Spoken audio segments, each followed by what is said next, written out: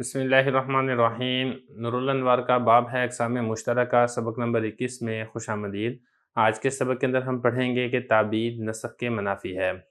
عبارت دیکھ لیں۔ او تعبید ثبت نسا او دلالتا عطف علی قوله توقید فإنه اذا لحقه تعبید ثبت نسا بأن يذكر فيه صریحا لفظ العبد او دلالتا كالشرائع التي قبض عليها رسول الله صلی اللہ علیہ وسلم لا يقبل النسخ لأن التعبید الصریح ينافي النسخ وكذا لا نبي بعد نبينا فلا ينسخ ما قبض عليه هو وقد ذكروا في نظير التعبید الصریح قوله تعالى في حق الفریقین خالدین فيها ابدا وورد عليه بأنه يمكن أن يراد به المكث الطويل وأجيب بأن ذلك فيما إذا اكتفى بقوله خالدين كما في حق العصاة وأما إذا قرن بقوله أبدا فإنه صار محكما في التعبيد الحقيقي والكل غلط لأنه في الأخبار دون الأحكام ولولا في نظيره قوله تعالى في المحدود في القذف ولا تقبلوا لهم شهادة أبدا فإنه لا ينسخ۔ ترجمہ دیکھ لیں۔ یا لاحق ہو جائے اس کے ساتھ تعبید جو کہ ثابت ہو نص سے یا دلالتاً، عطف ہے مصنف کے اس قول توقید کے اوپر، اس لیے کہ جب لاحق ہو جائے ابد ہمیشہ کا ہونا جو کہ نص سے ثابت ہو بئی طور کہ اس کے اندر صراحتاً لفظ ابد ذکر کر دیا جائے، یا دلالتاً ثابت ہو جیسا کہ وہ شرائع جس پر رسول اللہ صلی اللہ علیہ وسلم کا انتقال ہوا ہے، یہ نسخ کو قبول نہیں کرتا ہے، اس لیے کہ تعبید صریح نسخ کے منافی ہے، اور اسی طریقے سے ہمارے نبی کے بعد کوئی نبی نہیں ہے، لہذا وہ حکم منسوخ نہیں ہو سکتے ہیں جس پر آپ صلی اللہ علیہ وسلم کی وفات ہوئی ہے۔ اور علماء نے ذکر کیا ہے تعبید صریح کی نظیر میں اللہ تعالیٰ کا یہ فرمان جو کہ دونوں فریقوں کے حق میں ارشاد فرمایا ہے خالدین فیہا ابدا، اور اس کے اوپر اعتراض وارد ہوتا ہے کہ بعین طور کے امکان ہے اس بات کا کہ اس سے مراد مقصد طویل لمبا ٹھہرنا ہو، اور اس کا جواب دیا گیا ہے یہ امکان اس وقت ہوتا جب اکتفا کیا جاتا خالدینہ کے اوپر، جیسا کہ نافرمانوں کے حق میں اکتفا کیا ہے خالدینہ کے اوپر، لیکن جب اس کے ساتھ ابدا ملا دیا گیا ہے تو اب یہ آیت محکم ہو چکی ہے تعبید حقیقی کے بارے میں، اور یہ ساری مثالیں غلط ہیں اس لیے کہ اس کا تعلق خبر کے ساتھ ہے نہ کہ حکام کے، اور بہتر یہ ہے کہ اس کی نظیر میں اللہ تعالیٰ کا یہ والا فرمان ذکر کیا جائے جو کہ محدود فی القذف کے بارے میں ارشاد فرمایا ہے وَلَا تَقْبَلُوا لَهُمْ شَهَادَةً أَبَدًا، یہ ایسا حکم ہے جو منسوخ نہیں ہوگا۔ عبارت ہو چکی ہے، ترجمہ ہو گیا ہے، اب چلتے ہیں اس کی تشریح کی طرف۔ نسخ کے بارے میں بات چل رہی تھی، ساری تفصیل گزشتہ سبق کے اندر اور اس سے پچھلے سبق میں گزر چکی ہے۔ آخری بات جو ہم نے گزشتہ سبق میں پڑھی تھی وہ یہ تھی کہ اگر کوئی حکم ایسے ہے جس میں وقت بیان کر دیا گیا ہے تو وہ حکم منسوخ نہیں ہو سکتا ہے، کیونکہ اگر وقت بیان کر دیا گیا ہے تو اس وقت سے پہلے تو حکم منسوخ نہیں ہو سکتا ہے، اور اگر وقت مکمل ہونے کے بعد حکم ختم ہوتا ہے تو اس کے اوپر نسخ کے اسم کا اطلاق نہیں کیا جاتا ہے۔ یہاں سے بتانا یہ چاہ رہے ہیں کہ جس طریقے سے وقت بیان کرنا یہ نسخ کے منافی ہے، اسی طریقے سے اگر کسی حکم کے بارے کے اندر تعبیر یعنی ہمیشہ ہمیشہ کا ہونا بتا دیا گیا ہے تو یہ والا حکم بھی نسخ کے منافی ہے، یہ والا حکم بھی منسوخ نہیں ہو سکتا ہے۔ ابد، اس کو ابد بھی آپ کہہ سکتے ہیں اور اس کو تعبیر بھی آپ کہہ سکتے ہیں، یعنی ہمیشہ ہمیشہ کا ہونا۔ اگر کوئی حکم ایسے ہے جس کے اندر تعبیر پایا جا رہا ہے، اب یہ جو تعبیر ہے یہ دو طریقوں میں سے کسی ایک طریقے سے ثابت ہوگا۔ ایک تو یہ ہے کہ نص کے اندر کوئی ایسا لفظ پایا جا رہا ہے جو کہ تعبیر کے اوپر دلالت کرتا ہے، مثال کے طور پہ نص کے اندر صراحتاً لفظ آ جاتا ہے خالدین فیہا ابدا، اب ابد کا لفظ آ گیا ہے تو اس سے معلوم ہوتا ہے کہ یہ جو حکم ہے یہ ہمیشہ ہمیشہ کے لیے، یا پھر یہ ہے کہ یہ جو تعبیر ہے یہ صراحتاً نہیں بلکہ دلالتاً ثابت ہوگا، اور دلالتاً ثابت اس طریقے سے ہوگا کہ وہ تمام شرعی احکام اور مسائل جو کہ نبی کریم صلی اللہ علیہ وسلم نے بیان کیا اور اس کو تبدیل نہیں کیا، اور آپ صلی اللہ علیہ وسلم دنیا سے پردہ فرما گئے، تو جب آپ صلی اللہ علیہ وسلم اس دنیا سے پردہ فرما گئے ہیں تو یہ دلالتاً یہ والی بات ثابت ہو رہی ہے کہ یہ والا حکم اب ہمیشہ ہمیشہ کے لیے حکم منسوخ نہیں ہوگا، کیونکہ آپ صلی اللہ علیہ وسلم کے بعد کسی نبی نے نہیں آنا۔ یا تو ہوتا نا کہ اگر کسی نبی نے آنا ہوتا تو پھر وہ سابقہ نبی کے حکم کو منسوخ کر دیتا، جب کسی نبی نے نہیں آنا ہے، آپ صلی اللہ علیہ وسلم ہی آخری نبی اور رسول ہیں، اور آپ صلی اللہ علیہ وسلم نے یہ والا حکم بیان کرنے کے بعد اس دنیا سے پردہ فرما گئے ہیں، تو اس سے یہ والی بات ہی ثابت ہوتی ہے کہ اب یہ والا حکم ہمیشہ ہمیشہ کے لیے ہے۔ اس کے اندر تعبیر پائی جا رہی ہے، اگرچہ تعبیر صراحتاً نہیں ہے لیکن دلالتاً یہاں پر تعبیر پائی جا رہی ہے۔ تو خلاصہ کلام یہاں پر یہ نکلے گا کہ اگر کوئی حکم ایسے ہے جس کے اندر تعبیر پائی جائے، چاہے وہ تعبیر صراحتاً ہو چاہے وہ تعبیر دلالتاً ہو، تو یہ تعبیر کا ہونا بھی نسخ کے منافی ہے، یہ والا حکم منسوخ نہیں ہو سکتا ہے۔ پھر اس کے بعد آگے حضرت نے تعبیر کے اوپر ایک مثال لے کر آئے ہیں، تعبیر کے اوپر علماء نے ایک مثال ذکر کی ہے خالدین فیہا ابدا، اللہ رب العزت نے جنتیوں اور جہنمیوں دونوں کے بارے میں ارشاد فرمایا کہ یہ ہمیشہ ہمیشہ رہیں گے، یعنی جنتی جنت میں ہمیشہ رہیں گے اور جہنمی جہنم کے اندر ہمیشہ رہیں گے۔ تو پھر اس کے بعد یہ ذکر کیا کہ یہ والی جو مثال ہے یہ والی مثال لانا درست نہیں ہے، کیونکہ یہاں پر جو ہمیشہ کا رہنا ہے یہ حکم کے اندر نہیں ہے بلکہ خبر کے اندر ہے، اور یہ جو بات چل رہی ہے وہ حکم کے اندر بات چل رہی ہے، تو یہ والی مثال لانا درست نہیں ہے۔ پھر یہ والی جو مثال لے کے رہتے ہیں خالدین فیہا ابدا، اس کے اوپر ایک اعتراض ہوا تھا، اعتراض یہ ہوا تھا کہ یہاں پر آپ تعبیر مراد نہ لیں بلکہ اس سے مراد مقصد طویل ہو، کیونکہ جو خلود ہے اور ہمیشہ رہنا، اس سے مراد بعض اوقات مقصد طویل لمبا ٹھہرنا بھی ہوتا ہے۔ پھر اس کا جواب دیتے ہوئے یہ والی بات ذکر کی کہ لمبا ٹھہرنا وہ تو خالدین سے سمجھا جا رہا تھا، لیکن جب اس کے بعد ابد کا لفظ ذکر کر دیا گیا تو اس سے یہی والی بات تاکید ہو گئی ہے کہ اب اس سے مراد ہمیشہ ہمیشہ ہے، نہ کہ لمبا ٹھہرنا۔ بہرحال خالدین فیہا ابدا یہ والی مثال لے کر آئیں، اس کے بعد حضرت نے فرمایا کہ مثال لانا درست نہیں ہے۔ اس کی جو صحیح مثال آپ لے کر آئیں گے وہ صحیح مثال وہ ہے جو کہ محدود فی القذف کے بارے میں اللہ رب العزت نے ارشاد فرمایا تھا، وَلَا تَقْبَلُوا لَهُمْ شَهَادَةً أَبَدًا، جو کسی کے اوپر جھوٹا الزام لگے اور اس کو ثابت نہ کر سکے، پھر اس کی سزا یہ ہے کہ اس کی گواہی ہمیشہ ہمیشہ کے لیے قبول نہیں ہوگی۔ پھر وہ کسی بھی موقع کے اوپر کسی بھی مرحلے میں اگر گواہی دینا چاہتا ہے تو ایسی گواہی قبول نہیں ہوگی۔ تو یہاں پہ چونکہ ابد یعنی تعبیر کا لفظ ذکر کیا گیا صراحتاً، لہذا اب یہ والا جو حکم ہے یہ والا حکم منسوخ نہیں ہو سکتا ہے، کیونکہ اگر یہ والا حکم قابل نسخ ہوتا تو اللہ رب العزت ابد کا لفظ یہاں پر ذکر نہ کرتے۔ ابد کا لفظ ذکر کرنا یہ صراحت ہے اس بات کے اوپر کہ یہ والا حکم اب منسوخ نہیں ہو سکتا ہے۔ سبق کے بارے میں ساری تفصیل میں نے آپ کو بتا دی ہے، کچھ تھوڑی بہت بات رہتی ہوگی وہ انشاءاللہ ہم یہاں پہ عبارت میں حل کر دیں گے۔ دیکھیں یہ فرما رہے ہیں او تعبیر، یہ جو پہلے ذکر کیا تھا نا من توقیت اذا التحق به، وہ جو گزشتہ سبق کے اندر جو عبارت تھی اسی کے ساتھ اس کا تعلق بھی ہے کہ تعبیر وہ تعبیر جو نص سے ثابت ہو یا دلالتاً ثابت ہو، اس کا عطف ہے مصنف کے اسکول توقیت کے اوپر، یعنی جس طریقے سے توقیت یہ نسخ کے منافی ہے بالکل ایسے ہی تعبیر یہ بھی نسخ کے منافی ہے۔ تعبیر کا مطلب میں آپ کو بتا چکا ہوں، یعنی ہمیشہ ہمیشہ کا ہونا۔ اگر کوئی حکم ایسا ہے جس کے بارے میں بتا دیا گیا ہے کہ حکم ہمیشہ ہمیشہ رہے گا تو یہ والا حکم اب منسوخ نہیں ہو سکتا ہے۔ یہ بتا رہے ہیں کہ اگر حکم ایسا ہے جس کے ساتھ تعبیر لاحق ہو جائے، اب یہ جو تعبیر ہے یہ دو طریقوں میں سے ایک طریقے سے لاحق ہوگی۔ ایک تو یہ ہے کہ نص سے ثابت ہو، بعین طور کے نص کے اندر صراحتاً لفظ ابد ذکر کر دیا جائے، یا پھر یہ جو تعبیر ہے یہ دلالتاً ثابت ہوگی، جیسے کہ شرائع وہ شرعی احکام جس پر آپ صلی اللہ علیہ وسلم کو قبض کر لیا گیا، یعنی آپ صلی اللہ علیہ وسلم کو اس دنیا سے وصول کر لیا گیا، یہ سارے کے سارے احکام نسخ کو قبول نہیں کرتے، اس لیے کہ تعبیر صریح وہ تو نسخ کے منافی ہے۔ کیونکہ اگر کوئی حکم ایسے جس میں اللہ رب العزت نے خود ہی بتا دیا کہ حکم ہمیشہ ہمیشہ کے لیے رہے گا، تو اگر تو وہ حکم منسوخ ہونا ہوتا تو پھر اللہ رب العزت یہ نہ فرماتے کہ حکم ہمیشہ رہے گا۔ جب اللہ رب العزت نے فرما دیا کہ حکم ہمیشہ رہے گا تو یہ والی بات ثابت ہوتی ہے کہ حکم منسوخ نہیں ہو سکتا ہے۔ اور اسی طریقے سے وہ شرعی احکام جو آپ صلی اللہ علیہ وسلم نے ذکر کی اور ان کو منسوخ نہیں کیا اور آپ صلی اللہ علیہ وسلم دنیا سے کوچ کر گئے، وہ بھی منسوخ نہیں ہو سکتے، کیونکہ ہمارے نبی کے بعد کسی اور نبی نے آنا نہیں ہے۔ جب کسی اور نبی نے آنا نہیں ہے تو پھر شرعی احکام بھی منسوخ نہیں ہو سکتے جس پر آپ صلی اللہ علیہ وسلم کو قبض کر لیا گیا ہے یا آپ صلی اللہ علیہ وسلم کا جس کے اوپر انتقال ہوا ہے۔ اب تعبیر صریح کی نظیر میں علماء نے ایک مثال ذکر کی اللہ تعالیٰ کا یہ فرمان جو کہ فریقین کے حق میں، فریقین سے مراد ہے جنتی اور جہنمیوں کے حق میں، اللہ رب العزت نے فرمایا خالدین فیہا ابدا،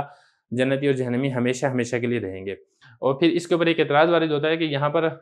تعبیر مراد نہ ہو بلکہ مقصد طویل مراد ہو، لمبا ٹھہرنا مراد ہو کہ جنتی جنت میں لمبا ٹھہریں گے اور جہنمی جہنم کے اندر لمبا ٹھہریں گے، تو یہ بھی تو مراد ہو سکتا ہے۔ تو اس کا جواب یہ دیا گیا کہ یہ مراد نہیں ہو سکتا۔ یہ مراد تو تب ہوتا ہے کہ جب یہاں پر صرف خالدین کے لفظ کے اوپر اکتفا کر لیا جاتا ہے، جیسا کہ نافرمانوں کے حق میں خالدین کے لفظ میں اکتفا کیا گیا ہے، لیکن جب اس کے ساتھ آبدہ کا لفظ ملا دیا گیا ہے تو اب یہ والی آیت محکم، پکی اور یقینی اور مضبوط ہو چکی ہے کہ اس سے مراد تعبیر حقیقی ہی ہے، یعنی جنتی جنت کے اندر ہمیشہ رہیں گے اور جہنمی جہنم کے اندر ہمیشہ رہیں گے، کیونکہ اگر مقصد طویل مراد ہوتا تو اللہ رب العزت یہاں پہ آبدہ کا لفظ ذکر نہ کرتے۔ اس کے بعد آگے حضرت فرمانے کہ یہ مثال ساری کی ساری لانا ہی غلط ہے، کیونکہ اس کا تعلق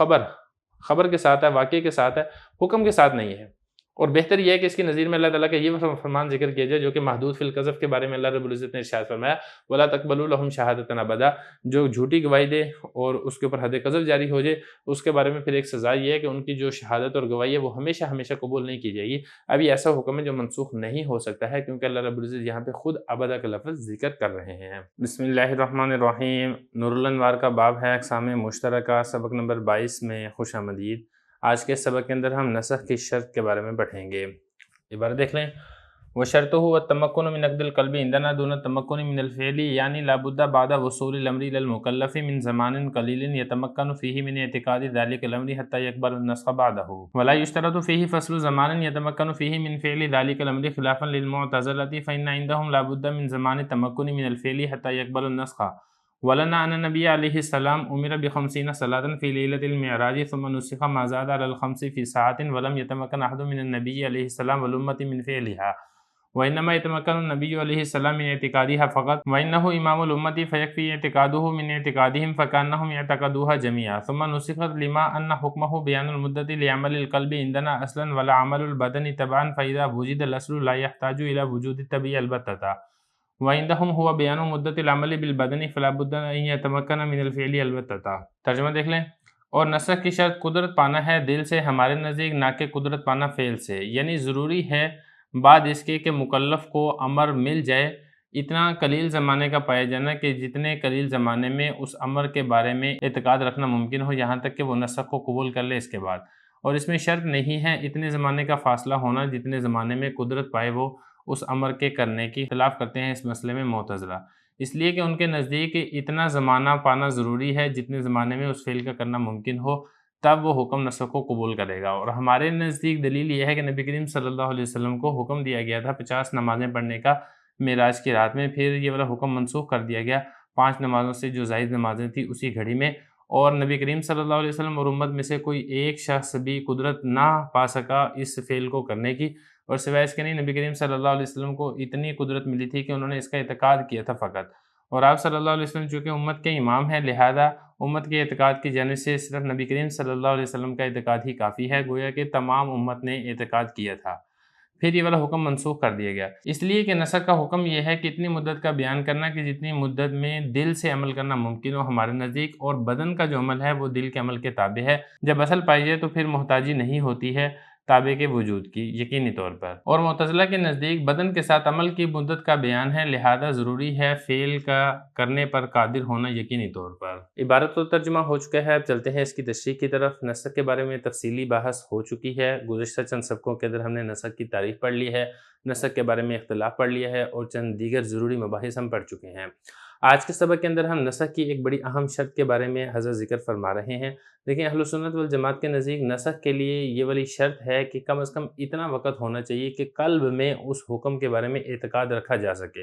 اگر اللہ تعالیٰ نے کوئی حکم نازل کیا ہے اور آپ کو اتنا وقت مل گیا ہے کہ آپ نے اس حکم کے بارے میں حق ہونے کا اعتقاد اور یقین رکھ لیا ہے، پھر وہ حکم منسوخ ہو سکتا ہے۔ اس امر کو کرنے پر بالفعل قدرت کا پانا یہ ضروری نہیں ہے، صرف اتنا وقت مل جائے کہ آپ دل سے اس کے بارے میں اعتقاد رکھ لیں، پھر وہ حکم منسوخ ہو سکتا ہے۔ جبکہ معتزلہ اس بارے میں اختلاف کرتے ہیں۔ معتزلہ کے نزدیک کسی بھی امر کے بارے میں منسوخ ہونے کے لیے یہ والی بات ضروری ہے کہ فعل پر انسان قادر ہو۔ اگر تو انسان اس کو بالفعل کرنے کے اوپر قادر ہے پھر تو وہ حکم منسوخ ہو سکتا ہے، اگر انسان بالفعل اس حکم کو کرنے پر قادر نہیں ہے وہ حکم منسوخ نہیں ہو سکتا ہے۔ بہرحال یہ معتزلہ کا مذہب ہے، اہل سنت والجماعت کے نزدیک بالفعل اس کام کو کرنے پر قدرت یہ ضروری نہیں ہے، دلی اعتقاد یہ کافی ہے۔ اہل سنت والجماعت کی جو دلیل ہے وہ لیلۃ المعراج ہے۔ لیلۃ المعراج میں نبی کریم صلی اللہ علیہ وسلم جب تشریف لے گئے تھے تو آپ صلی اللہ علیہ وسلم کو پہلے 50 نمازیں پڑھنے کا حکم دیا گیا تھا،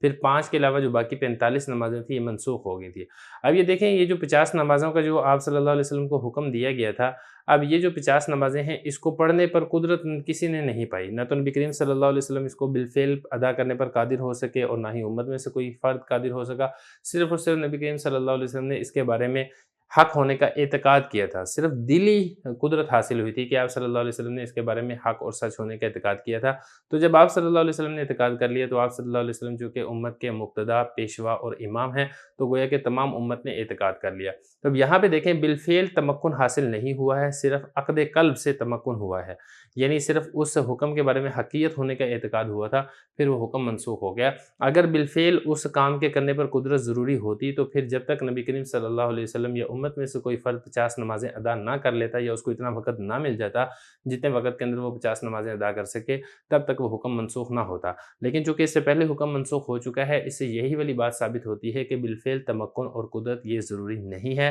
صرف دلی اعتقاد، اتنا وقت مل جائے کہ آپ دل سے اس کے بارے میں اعتقاد رکھ لیں، یہ کافی ہے، وہ حکم منسوخ ہو سکتا ہے۔ اصل میں یہ اہل سنت والجماعت اور معتزلہ کا جو اختلاف ہے نسخ کی شرط کے بارے میں، اس کی وجہ یہ ہے کہ ہمارے نزدیک نسخ کا جو حکم ہے وہ دل کے عمل کے لیے حکم کی مدت کا بیان کرنا ہے اپنی اصل کے اعتبار سے، کیونکہ دیکھیں یہ جو دل ہے یہ اصل ہے اور جو بدن اور اعضاء اور جوارح ہیں یہ تابع ہیں۔ تو جب دل سے آپ نے کسی امر کے بارے میں ایک پکا اور یقینی اعتقاد کر لیا تو پھر وہ والا جو کام ہے، وہ والا جو عمل ہے، وہ اعضاء اور جوارح سے وجود کے اندر آئے گا۔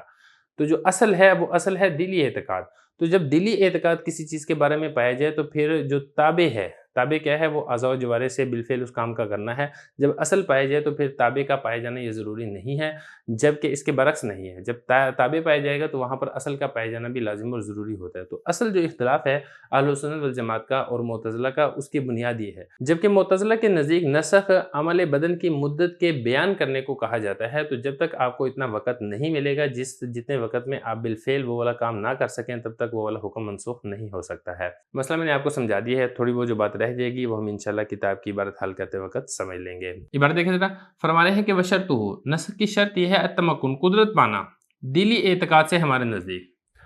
کہ آپ کو اتنی مدت مل جائے کہ آپ اس حکم کے بارے میں دل سے اعتقاد رکھ سکیں کہ اللہ کا یہ حکم ہے اور اس کا کرنا لازم اور ضروری ہے۔ اگر آپ کو اتنا وقت مل گیا ہے کہ آپ نے دل میں اس کے بارے میں اعتقاد رکھ لیا، پھر وہ حکم منسوخ ہو سکتا ہے۔ اتنی قدرت پائی جانا ضروری نہیں ہے کہ بالفعل آپ اس کام کو کریں، یعنی جب امر مل جائے، وصول الامری، جب اللہ تعالیٰ کی جانب سے امر مل جائے، مکلف جس کو پابند بنایا گیا ہے احکام شریعہ کا، اس کو مکلف کہا جاتا ہے، یعنی انسان ہے اور جن ہے۔ جب مکلف کو اللہ رب العزت کی جانب سے امر حکم مل جائے تو پھر ضروری ہے، کیا ضروری ہے؟ من زمان قلیل، اتنا قلیل زمانہ کا پائی جانا ضروری ہے جتنے قلیل زمانے میں انسان قدرت پا لے من اعتقاد ذالک الامر، اس امر کے بارے میں اعتقاد کی، یعنی دل سے اس امر کے بارے میں اعتقاد رکھ سکے، اتنا زمانہ پائی جانا ضروری ہے، پھر وہ والا حکم منسوخ ہو سکتا ہے، پھر وہ والا جو حکم ہے وہ نسخ کو قبول کرے گا۔ اگر اس کو اتنا زمانہ بھی نہیں ملتا ہے کہ انسان اس کے بارے میں دل سے اعتقاد رکھ سکے تو ایسا حکم منسوخ بھی نہیں ہو سکتا ہے۔ فرما رہے ہیں کہ وَلَا يُشْتَرَطُ فِيهِ، اس میں یہ والی بات شرط نہیں ہے کہ اتنے زمانے کا فاصلہ ہے کہ جتنے زمانے میں انسان قادر ہو سکے بالفعل اس کام کے کرنے پر، اتنا زمانہ اور اتنا وقت پائے جانا یہ ضروری نہیں ہے۔ معتزلہ اس بارے میں اختلاف کرتے ہیں۔ معتزلہ کے نزدیک ضروری ہے اتنا زمانہ کہ جتنے زمانے میں وہ بالفعل اس کام کے کرنے پر قادر ہو سکے۔ اگر تو اس کو اتنا زمانہ اور اتنا وقت مل چکا ہے جتنے وقت کے اندر وہ بالفعل وہ کام کر سکتا ہے، تب وہ حکم منسوخ ہو سکتا ہے۔ اگر اس کو اتنا زمانہ نہیں ملا ہے تو وہ حکم منسوخ نہیں ہو سکتا۔ یہ مذہب ہے معتزلہ کا۔ ہمارے لیے دلیل کیا ہے؟ نبی کریم صلی اللہ علیہ وسلم ان کو حکم دیا گیا تھا 50 نمازیں پڑھنے کا معراج کی رات میں، پھر 5 سے علاوہ جو نمازیں تھیں وہ منسوخ ہو گئیں اسی گھڑی میں، اور نبی کریم صلی اللہ علیہ وسلم اور امت میں سے بالفعل کوئی ایک بھی لم یتمکن، قدرت نہ پا سکا بالفعل ان نمازوں کو پڑھنے کی، اور حکم منسوخ ہو گیا۔ اور نبی کریم صلی اللہ علیہ وسلم کو صرف اتنی قدرت ملی تھی کہ آپ صلی اللہ علیہ وسلم نے اس کے بارے میں اعتقاد کیا تھا، دل سے جو حکم دیا گیا تھا 50 نمازوں کا، اس کے بارے میں حق اور سچ ہونے کا آپ صلی اللہ علیہ وسلم نے اعتقاد کیا تھا۔ جب نبی کریم صلی اللہ علیہ وسلم نے اعتقاد کر لیا تو آپ صلی اللہ علیہ وسلم امت کے امام ہیں، تو نبی کا اعتقاد یہ کافی ہے امت کے اعتقاد کی جانے سے، تو گویا کہ تمام کی تمام امت نے بھی 50 نمازوں کے حق ہونے کا اعتقاد کر لیا تھا۔ فَكَأَنَّهُمْ يَعْتَقِدُونَ جَمِيعًا، گویا کہ تمام امت نے بھی 50 نمازوں کے بارے میں حق اور سچ ہونے کا اعتقاد کر لیا تھا، پھر یہ والا حکم منسوخ ہو گیا۔ تو یہاں پہ دیکھیں دلی اعتقاد ہو گیا تھا، پھر حکم منسوخ ہو گیا۔ تو دلی اعتقاد کا ہونا اتنا وقت پایا جائے کہ آپ جتنے وقت میں دلی اعتقاد کر سکیں پھر وہ حکم منسوخ ہو سکتا ہے۔ بالفعل اس کام کو کرنے کے لیے اتنی مدت پائی جائے یہ ضروری نہیں ہے، اس لیے کہ جو نسخ کا حکم ہے وہ یہ ہے اتنی مدت کا بیان کرنا ہوتا ہے جتنی مدت میں دل سے عمل ہو سکے، ہمارے نزدیک یہ اصل ہے۔ اور دوسری بات یہ ہے کہ دیکھیں جو بدن کا جو عمل ہوتا ہے وہ اصل کے تابع ہوتا ہے، پہلے آپ دل سے کسی کام کے بارے میں اعتقاد کرتے ہیں، پھر وہی والا کام آپ اپنے اعضاء و جوارح سے کرتے ہیں، تو اعضاء و جوارح کا جو فعل ہے وہ تابع ہے اور جو دلی اعتقاد ہے وہ اصل ہے۔ تو جب اصل پائی جائے گی تو پھر تابع کا پائی جانا ضروری نہیں ہے۔ یہ فرما رہے ہیں کہ جب اصل پائی جائے تو پھر اصل کے پائے جانے کے بعد جو تابع ہے اس کے پائے جانے کی محتاجی نہیں ہوتی یقینی طور پر۔ جبکہ جو معتزلہ ہیں، معتزلہ کے نزدیک وہ عمل کی مدت کا بیان کرنا ہوتا ہے بدن کے ساتھ، لہذا بالفعل اس کام کے کرنے پر قدرت پائی جانا ضروری ہے۔ اگر تو اتنا وقت ملے گا کہ جتنے وقت میں بالفعل وہ کام کر سکتا ہے پھر وہ حکم معتزلہ کے نزدیک منسوخ ہو سکتا ہے، اگر اس کو اتنا وقت نہیں ملتا ہے تو وہ حکم بھی منسوخ نہیں ہو سکتا ہے۔ بسم اللہ الرحمن الرحیم۔ نور الانوار کا باب ہے اقسام مشترکہ، سبق نمبر 23 میں خوش آمدید۔ آج کے سبق کے اندر ہم پڑھیں گے کہ قیاس ناسخ نہیں ہے۔ عبارت دیکھ لیں۔ ثم شرع فی بیان ان ایۃ حجۃ من الحجج الاربع تصلح ناسخۃ او لا، فقال والقياس لا يصلح ناسخا أي لكل من الكتاب والسنة والإجماع والقياس لأن أصحابه تركوا العمل بالرأي أي لأجل الكتاب والسنة، حتى قال علي رضي الله عنه لو كان الدين بالرأي لكان باطن الخف أولى بالمسح من ظاهره لكني رأيت رسول الله صلى الله عليه وسلم يمسح على ظاهر الخف دون باطنه، وكذا الإجماع في معنى الكتاب والسنة۔ وأما عدم كون القياس ناسخا للقياس فلأن القياسين إذا تعارضا في زمان واحد يعمل المجتهد بأيهما شاء بشهادة قلبه، وإن كان في زمانين يعمل المجتهد بآخر القياس المرجوع إليه، ولكن لا يسمى ذلك نسخا في الاصطلاح۔ وكان ابن شريح من أصحاب الشافعي يجوز نسخ الكتاب والسنة بالرأي، والأنماط منهم يجوز نسخ الكتاب بقياس مستخرج منه۔ ترجمہ دیکھ لیں۔ پھر شروع ہو رہے ہیں اس بحث کے بیان میں کہ 4 دلیلوں میں سے کون سی دلیل نسخ بننے کی صلاحیت رکھتی ہے اور کون سی نہیں رکھتی۔ فرمایا کہ قیاس نسخ بننے کی صلاحیت نہیں رکھتا ہے، یعنی کتاب، سنت، اجماع اور قیاس میں سے ہر ایک کے لیے نسخ بننے کی صلاحیت نہیں رکھتا ہے، اس لیے کہ صحابہ کرام نے رائے پر عمل کرنے کو ترک کر دیا تھا کتاب و سنت کی وجہ سے۔ یہاں تک کہ حضرت علی رضی اللہ عنہ نے ارشاد فرمایا کہ اگر دین رائے پر چلنے کا نام ہوتا تو موزے کا اندر والا حصہ وہ زیادہ بہتر تھا مسح کرنے کا اس کے ظاہر والے حصے سے، لیکن میں نے رسول اللہ صلی اللہ علیہ وسلم کو دیکھا کہ وہ موزے کے ظاہر والے حصے پر مسح کر رہے تھے، نہ کہ اندر والے حصے پر۔ اسی طریقے سے اجماع کتاب و سنت کے معنی میں ہے، اور بہرحال قیاس کے لیے نسخ بننے کی صلاحیت نہیں رکھتا ہے۔ اس کی وجہ یہ ہے کہ دو قیاس جب ان میں تعارض ہو جائے ایک ہی زمانے میں، تو مجتہد ان دونوں میں سے جس پر چاہے گا اپنے دل کی گواہی سے اس پر عمل کر لے گا، اور اگر دو قیاس دو زمانوں میں ہیں تو مجتہد دوسرے قیاس پر عمل کرے گا جس کی طرف رجوع کیا گیا ہے، لیکن اس کو نسخ نام نہیں رکھا جاتا ہے اصطلاح میں۔ اور حضرت ابن شریح جو کہ امام شافعی رحمۃ اللہ علیہ کے ساتھیوں میں سے ہیں، وہ جائز قرار دیتے ہیں کتاب و سنت کو رائے کے ساتھ نسخ کرنے کو، اور ابو القاسم الانماطی جو کہ امام شافعی رحمۃ اللہ علیہ کے ساتھیوں میں سے ہیں، وہ کتاب اللہ کے نسخ کو جائز قرار دیتے ہیں ایسے قیاس سے جس کو کتاب اللہ سے نکالا گیا ہو۔ عبارت تو ترجمہ ہو چکا ہے، اب چلتے ہیں اس کی تشریح کی طرف۔ نسخ کے بارے میں یہاں سے ایک نئی بحث شروع ہو رہی ہے۔ اس کا تعلق یہ ہے کہ جو چار دلیلیں ہیں، یعنی کتاب اللہ، سنت، اجماع اور قیاس، ان چاروں دلیلوں میں سے کون سی دلیل ایسی ہے جو کہ نسخ بننے کی صلاحیت رکھتی ہے، اور کون سی دلیل ایسی ہے جو نسخ بننے کی صلاحیت نہیں رکھتی ہے۔ آج کے سبق میں ہم یہ پڑھیں گے کہ قیاس ناسخ نہیں بن سکتا ہے، یعنی قیاس کے ذریعے سے آپ کتاب اللہ کو نسخ نہیں کر سکتے ہیں، سنت رسول کو نسخ نہیں کر سکتے ہیں، اجماع کو آپ منسوخ نہیں کر سکتے ہیں۔ اسی طریقے سے ایک قیاس کے ذریعے سے دوسرے قیاس کو بھی آپ منسوخ نہیں کر سکتے ہیں۔ دیکھیں، قیاس چاہے وہ جلی ہو چاہے وہ خفی ہو، یہ ناسخ نہیں بن سکتا ہے۔ اس کی دلیل یہ ہے کہ صحابہ کرام نے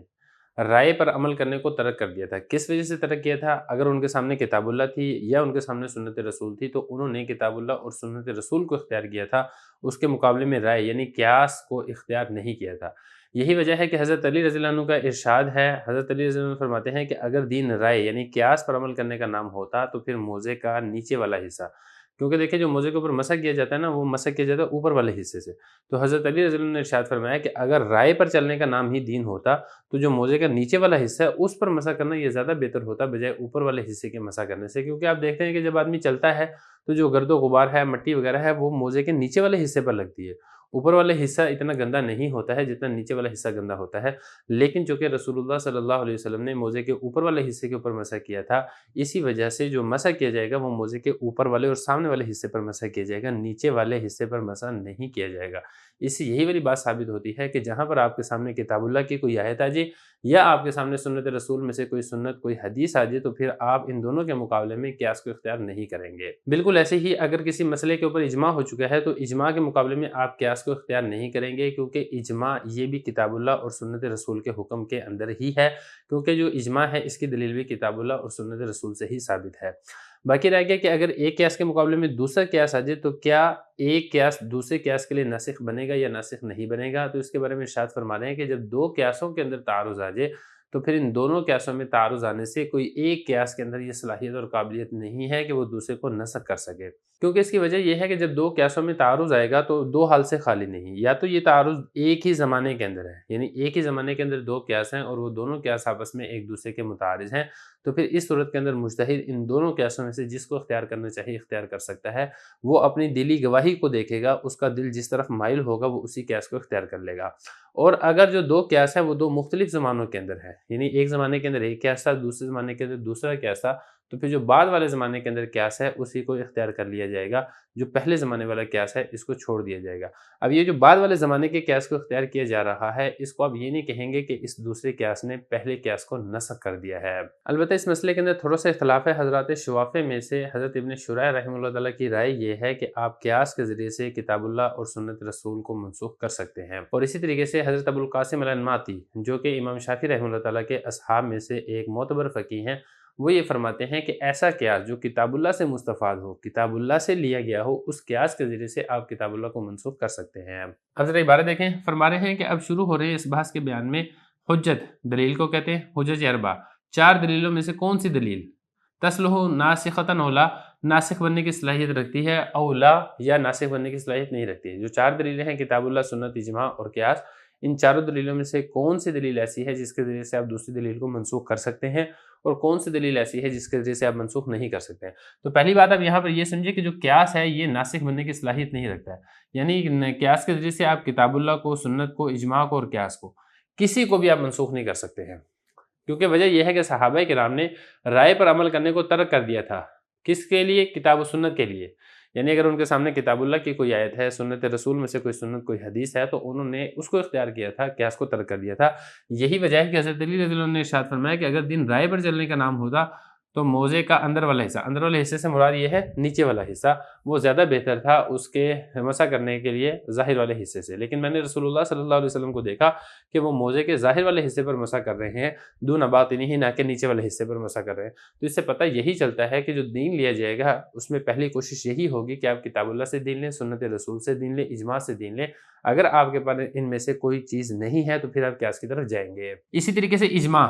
اجماع کو بھی آپ منسوخ نہیں کر سکتے قیاس سے، کیونکہ اجماع بھی کتاب و سنت کے معنی کے اندر ہی ہے، کیونکہ جو اجماع ہے یہ بھی کتاب اللہ سے اور سنت رسول سے ہی ثابت ہے، لہذا جو حکم کتاب اللہ کا ہے، جو حکم سنت رسول کا ہے، وہی حکم اجماع کا ہے۔ جب کتاب اللہ اور سنت رسول کو آپ قیاس سے منسوخ نہیں کر سکتے ہیں، بالکل ایسے ہی اجماع کو بھی آپ منسوخ نہیں کر سکتے ہیں۔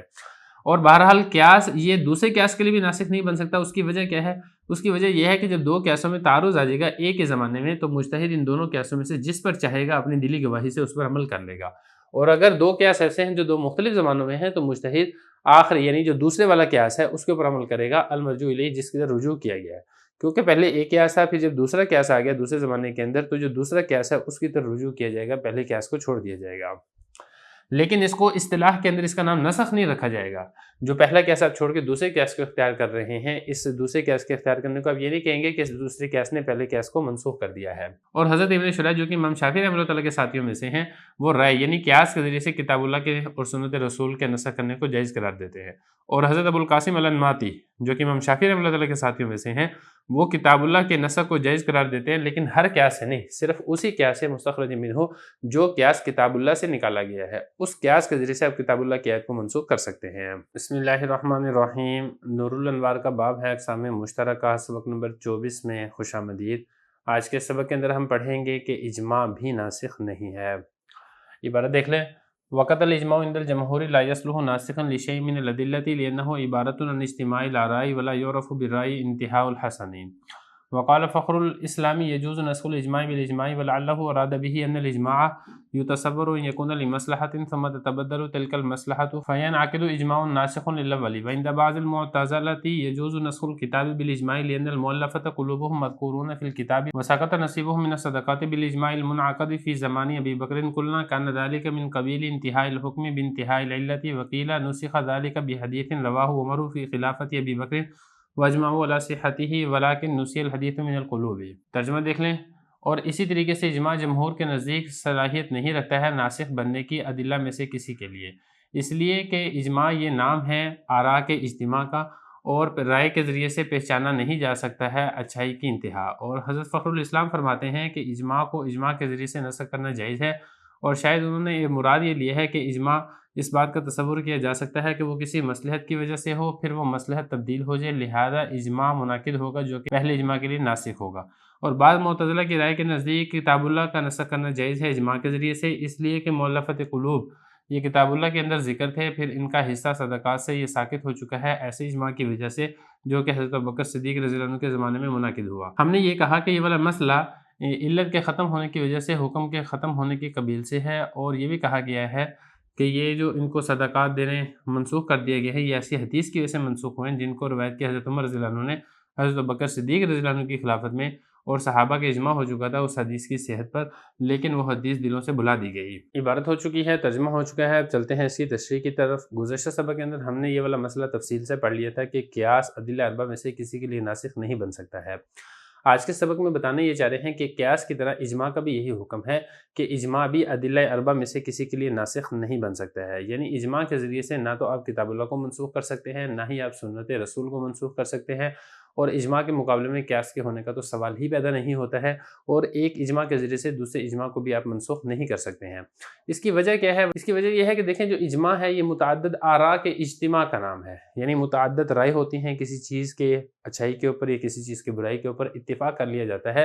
اور آراء کے اجتماع سے جو حسن اور اچھائی ہے اس کی انتہا معلوم نہیں ہو سکتی ہے کہ یہ والا جو حکم ہے، یہ والا حکم فلاں مدت تک کے لیے تھا، اب اس مدت کے بعد اس کے اندر اچھائی ختم ہو چکی ہے، اس کے اندر اچھائی نہیں پائی جا رہی ہے۔ آپ رائے کے ذریعے سے، آپ اجماع کے ذریعے سے، قیاس کے ذریعے سے یہ والی بات معلوم نہیں کر سکتے ہیں۔ یہی وجہ ہے کہ اجماع کے ذریعے سے بھی آپ کسی حکم کو منسوخ نہیں کر سکتے ہیں۔ البتہ اس مسئلے کے اندر اختلاف کرتے ہوئے حضرت علامہ فخر الاسلام علامہ بزدوی رحمۃ اللہ تعالیٰ یہ فرماتے ہیں کہ اجماع کے ذریعے سے آپ اجماع کو منسوخ کر سکتے ہیں، یعنی اجماع یہ اجماع کے لیے ناسخ ناسخ بن سکتا ہے۔ شارح اس کے بعد یہ والی بات ارشاد فرما رہے ہیں کہ شاید جو علامہ فخر الاسلام فرماتے ہیں کہ اجماع ناسخ بن سکتا ہے، اس عبارت کا مطلب یہ ہو کہ اجماع کسی مصلحت کی وجہ سے اختیار کیا گیا ہو، پھر بعد میں وہ مصلحت تبدیل ہو جائے اور مصلحت کوئی نئی وجود کے اندر آ جائے، تو پھر اس نئی مصلحت کے مطابق ایک نیا اجماع منعقد ہو جائے جو کہ سابقہ اجماع کے لیے ناسخ بن جائے گا، وگرنہ اجماع اس کے اندر یہ قابلیت اور صلاحیت نہیں ہے کہ ایک اجماع دوسرے اجماع کو منسوخ کر دے۔ اس مسئلے کے اندر بعض معتزلہ بھی اختلاف کرتے ہیں، وہ یہ کہتے ہیں کہ اجماع کے ذریعے سے کتاب اللہ کو منسوخ کرنا جائز ہے۔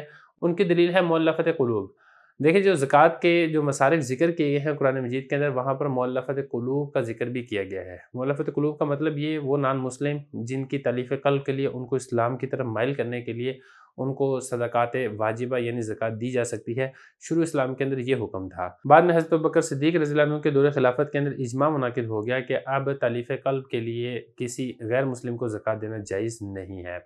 تو معتزلہ یہ کہتے ہیں کہ دیکھیں جو مؤلفۃ قلوب کو زکوٰۃ دی جا سکتی تھی، یہ حکم کتاب اللہ سے ثابت تھا، بعد میں حضرت ابوبکر صدیق رضی اللہ عنہ کے دور خلافت کے اندر اجماع منعقد ہو گیا، لہذا اجماع کے ذریعے سے کتاب اللہ کا حکم منسوخ ہو چکا ہے۔ جبکہ جو جمہور علماء ہیں وہ اس کا جواب دیتے ہوئے کہتے ہیں کہ دیکھیں یہ والی بات نہیں ہے کہ اجماع کے ذریعے سے یہاں پر ہم نے کتاب اللہ کے حکم کو منسوخ کیا ہے، بلکہ وجہ یہ ہے کہ یہ جو مسئلہ ہے، یہ مسئلہ انتہاء الحکم بانتہاء العلت کی قبیل سے ہے۔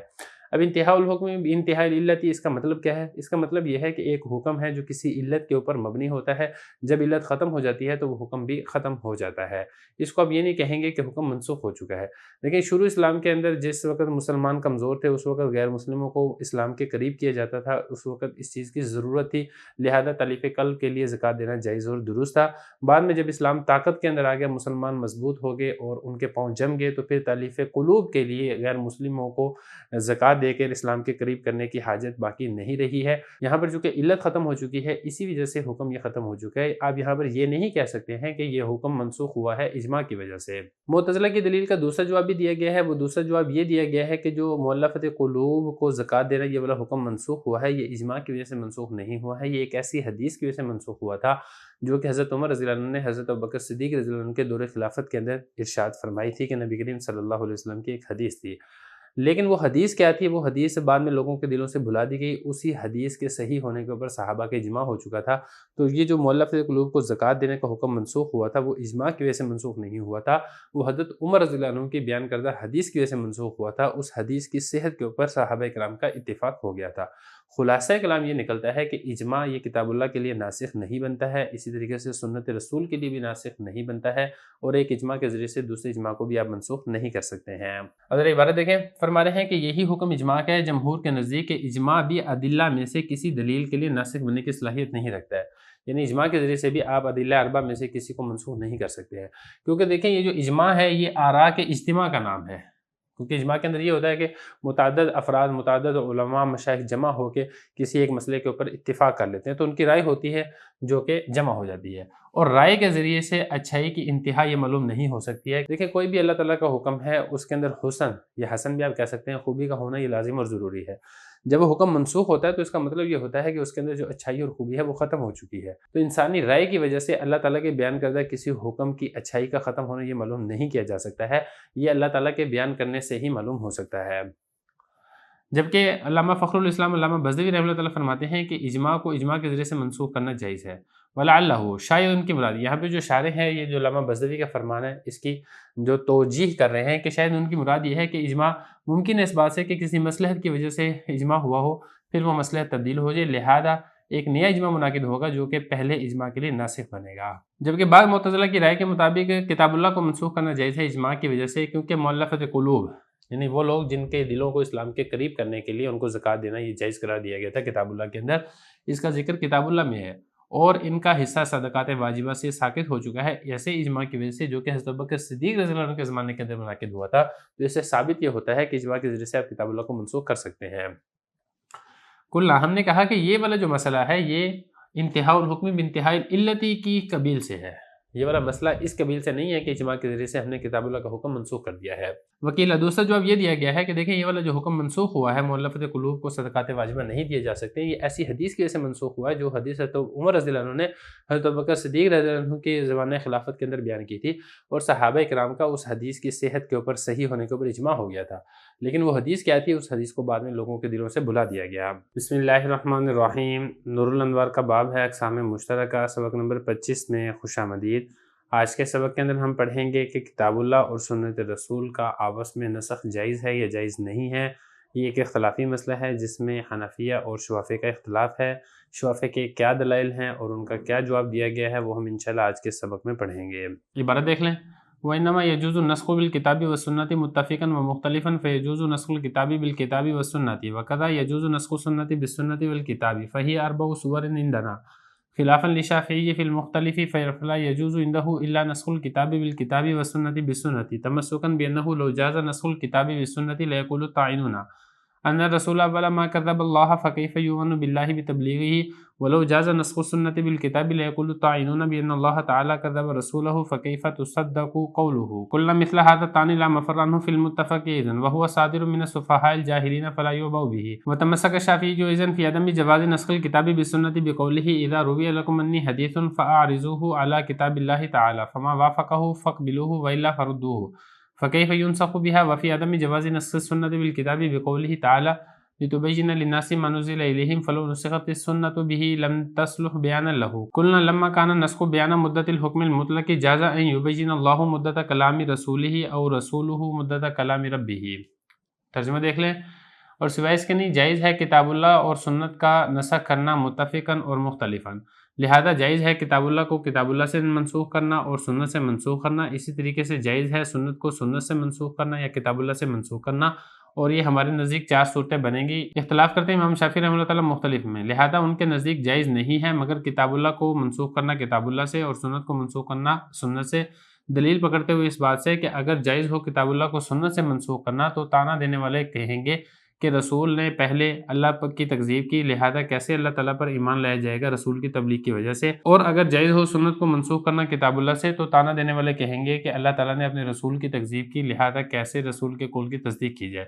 ہم یہ کہیں گے کہ یہ والا طعن اس سے تو چھٹکارا نہیں پایا جا سکتا متفق صورتوں میں بھی، اور یہ والا جو طعن ہے یہ صادر ہوتا ہے ایسے بے وقوفوں سے جو کہ جاہل ہیں، لہذا اس کی پرواہ نہیں کی جائے گی۔ اور امام شافعی رحمۃ اللہ تعالیٰ کتاب اللہ کو سنت سے منسوخ کے عدم جواز میں نبی کریم صلی اللہ علیہ وسلم کے اس حدیث سے بھی دلیل پکڑتے ہیں کہ جب تمہارے لیے روایت کی جائے میری حدیث اس کو کتاب اللہ پر پیش کرو، جو کتاب اللہ کے موافق ہو اس کو قبول کر لو ورنہ اس کو رد کر دو، لہذا کیسے کتاب اللہ کو منسوخ کیا جائے گا سنت سے، اور سنت کو کتاب اللہ سے منسوخ کے عدم جواز کے بارے میں دلیل پکڑتے ہیں اللہ تعالیٰ کے اس فرمان سے لِتُبَيِّنَ لِلنَّاسِ مَا نُزِّلَ إِلَيْهِمْ۔ اگر سنت کو کتاب اللہ سے منسوخ کرنا جائز ہو تو پھر سنت کتاب اللہ کے لیے بیان بننے کی صلاحیت نہیں رہے گی۔ ہم یہ کہتے ہیں کہ جب نسخ وہ بیان ہوتا ہے حکم مطلق کی مدت کا تو جائز ہے کہ اللہ تعالیٰ اپنے رسول کے کلام کی مدت کو بیان کر دے یا رسول اپنے رب کے کلام کی مدت کو بیان کر دے۔ عبارت و ترجمہ ہو چکا ہے، اب چلتے ہیں اس کی تشریح کی طرف۔ ادلہ اربع میں سے قیاس اور اجماع یہ ناسخ بننے کی صلاحیت نہیں رکھتی ہیں، ساری تفصیل گزشتہ سبق میں گزر چکی ہے۔ جو باقی 2 قسمیں ہیں یعنی کتاب اللہ اور سنت رسول یہ ناسخ بننے کی صلاحیت رکھتی ہیں، اس کے بارے میں تھوڑی سی تفصیل ہم انشاءاللہ آج کے سبق میں پڑھیں گے اور اگلے سبق کے اندر بھی اس کی مختلف صورتیں آئیں گی۔ لیکن جو کتاب اللہ ہے اور سنت رسول ہے یہ ناسخ بننے کی صلاحیت رکھتی ہیں۔ اس کی کل 4 صورتیں بنے گی۔ ایک صورت اس کی یہ بنے گی کہ کتاب اللہ کے ذریعے سے آپ کتاب اللہ کو منسوخ کریں، دوسری صورت یہ بنے گی کہ سنت رسول کے ذریعے سے آپ سنت کو منسوخ کریں، تیسری صورت یہ بنے گی کہ کتاب اللہ کے ذریعے سے آپ سنت کو منسوخ کریں، اور چوتھی صورت یہ بنے گی کہ سنت کے ذریعے سے کتاب اللہ کو منسوخ کریں۔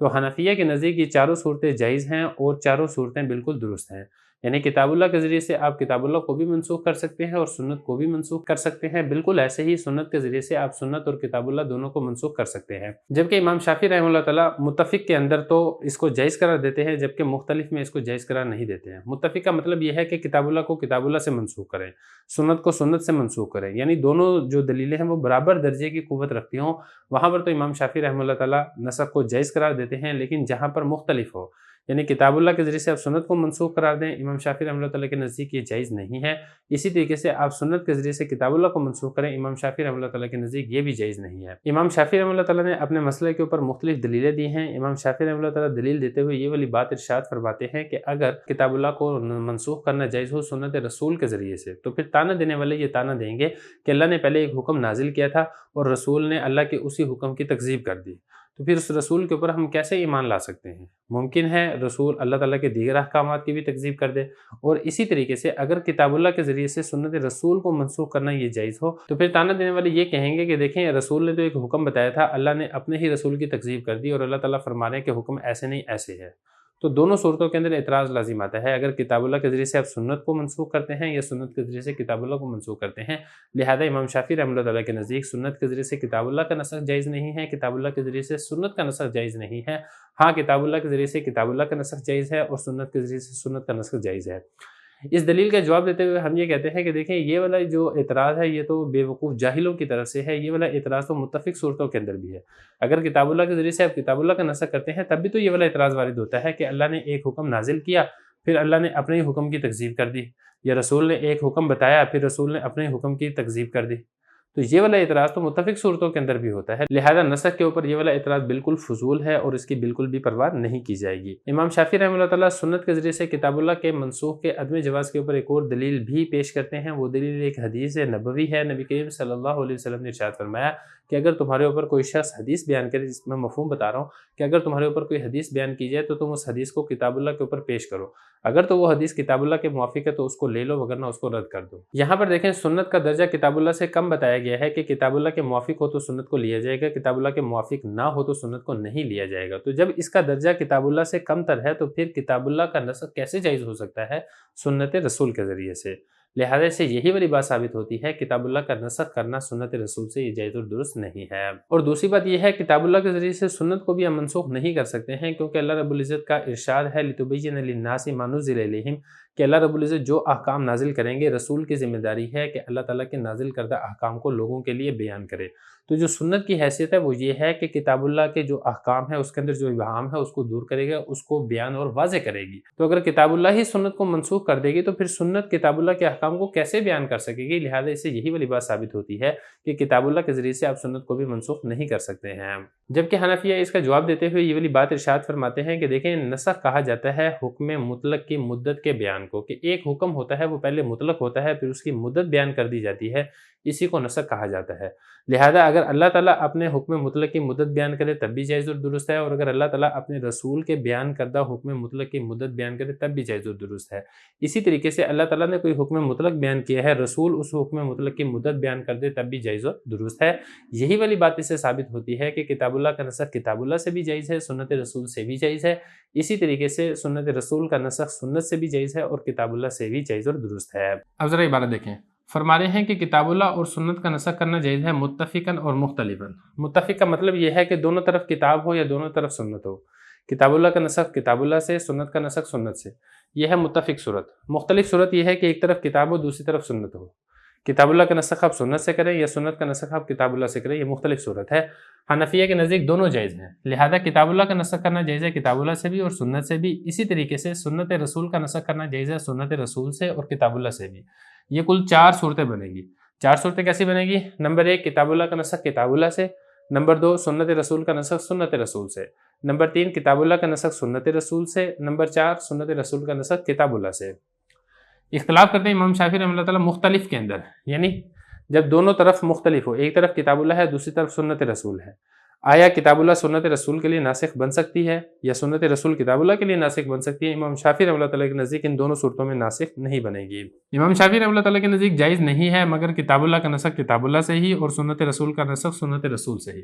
کتاب اللہ ہی کتاب اللہ کو منسوخ کر سکتی ہے، کتاب اللہ سنت رسول کو منسوخ نہیں کر سکتی ہے۔ اسی طریقے سے سنت رسول کے ذریعے سے آپ سنت رسول کا نسخ کر سکتے ہیں، سنت رسول کے ذریعے سے آپ کتاب اللہ کا نسخ نہیں کر سکتے امام شافعی رحمۃ اللہ تعالیٰ کے نزدیک۔ وہ دلیل پکڑتے ہیں اس بات سے کہ اگر کتاب اللہ کو منسوخ کرنا جائز ہو سنت رسول سے تو تانا دینے والے تانا یہ دیں گے اور یہ کہیں گے کہ دیکھو اللہ نے ایک حکم نازل کیا تھا، رسول نے اللہ کے حکم کی ہی تکذیب کر دی، لہذا اللہ پر ہم کیسے ایمان لائیں گے رسول کی تبلیغ کے ذریعے سے؟ ممکن ہے اللہ نے ایک حکم نازل کیا ہو، رسول اپنی طرف سے جھوٹ بول رہا ہو یا اللہ کے حکم کی نافرمانی کر رہا ہو، نعوذ باللہ۔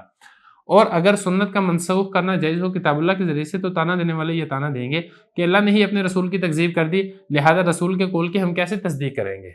کہ رسول یہ کہے گا کہ اللہ کا یہ والا حکم نازل ہوا ہے، حالانکہ اللہ تعالیٰ تو رسول کے حکم کی تکذیب کر رہا ہے۔ ہم یہ کہتے ہیں کہ یہ والا جو تانا ہے اس سے تو چھٹکارا ہو ہی نہیں سکتا متفق صورتوں کے اندر بھی۔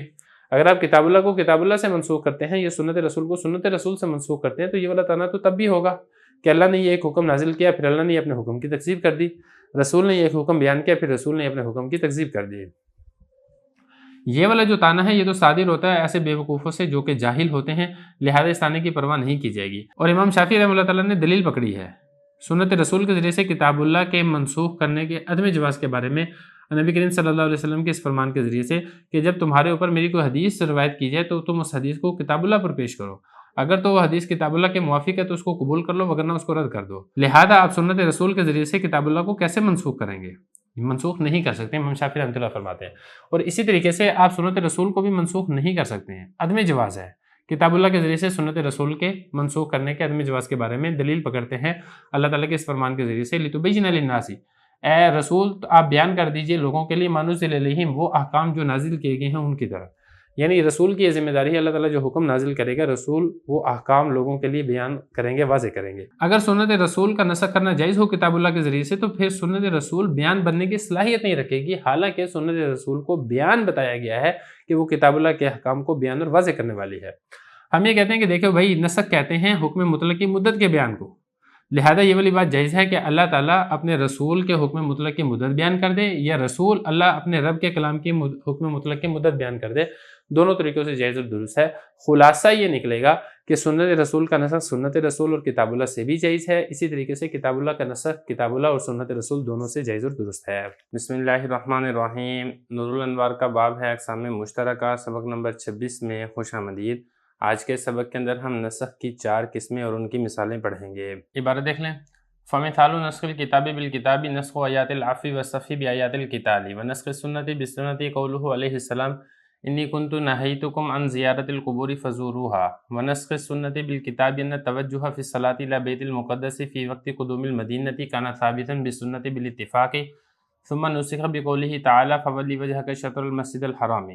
व नस्ख़िल किताबि बिस्सुन्नति मिस्लु क़ौलिहि तआला ला यहिल्लु लकन निसाउ मिन बादु ऐ बाद तिस्इ नुसिख़ बिमा रवत आइशतु अन्न नबिय्य अख़बरहा बिअन्न अल्लाह तआला अबाह लहु मिनन निसाइ मा शाअ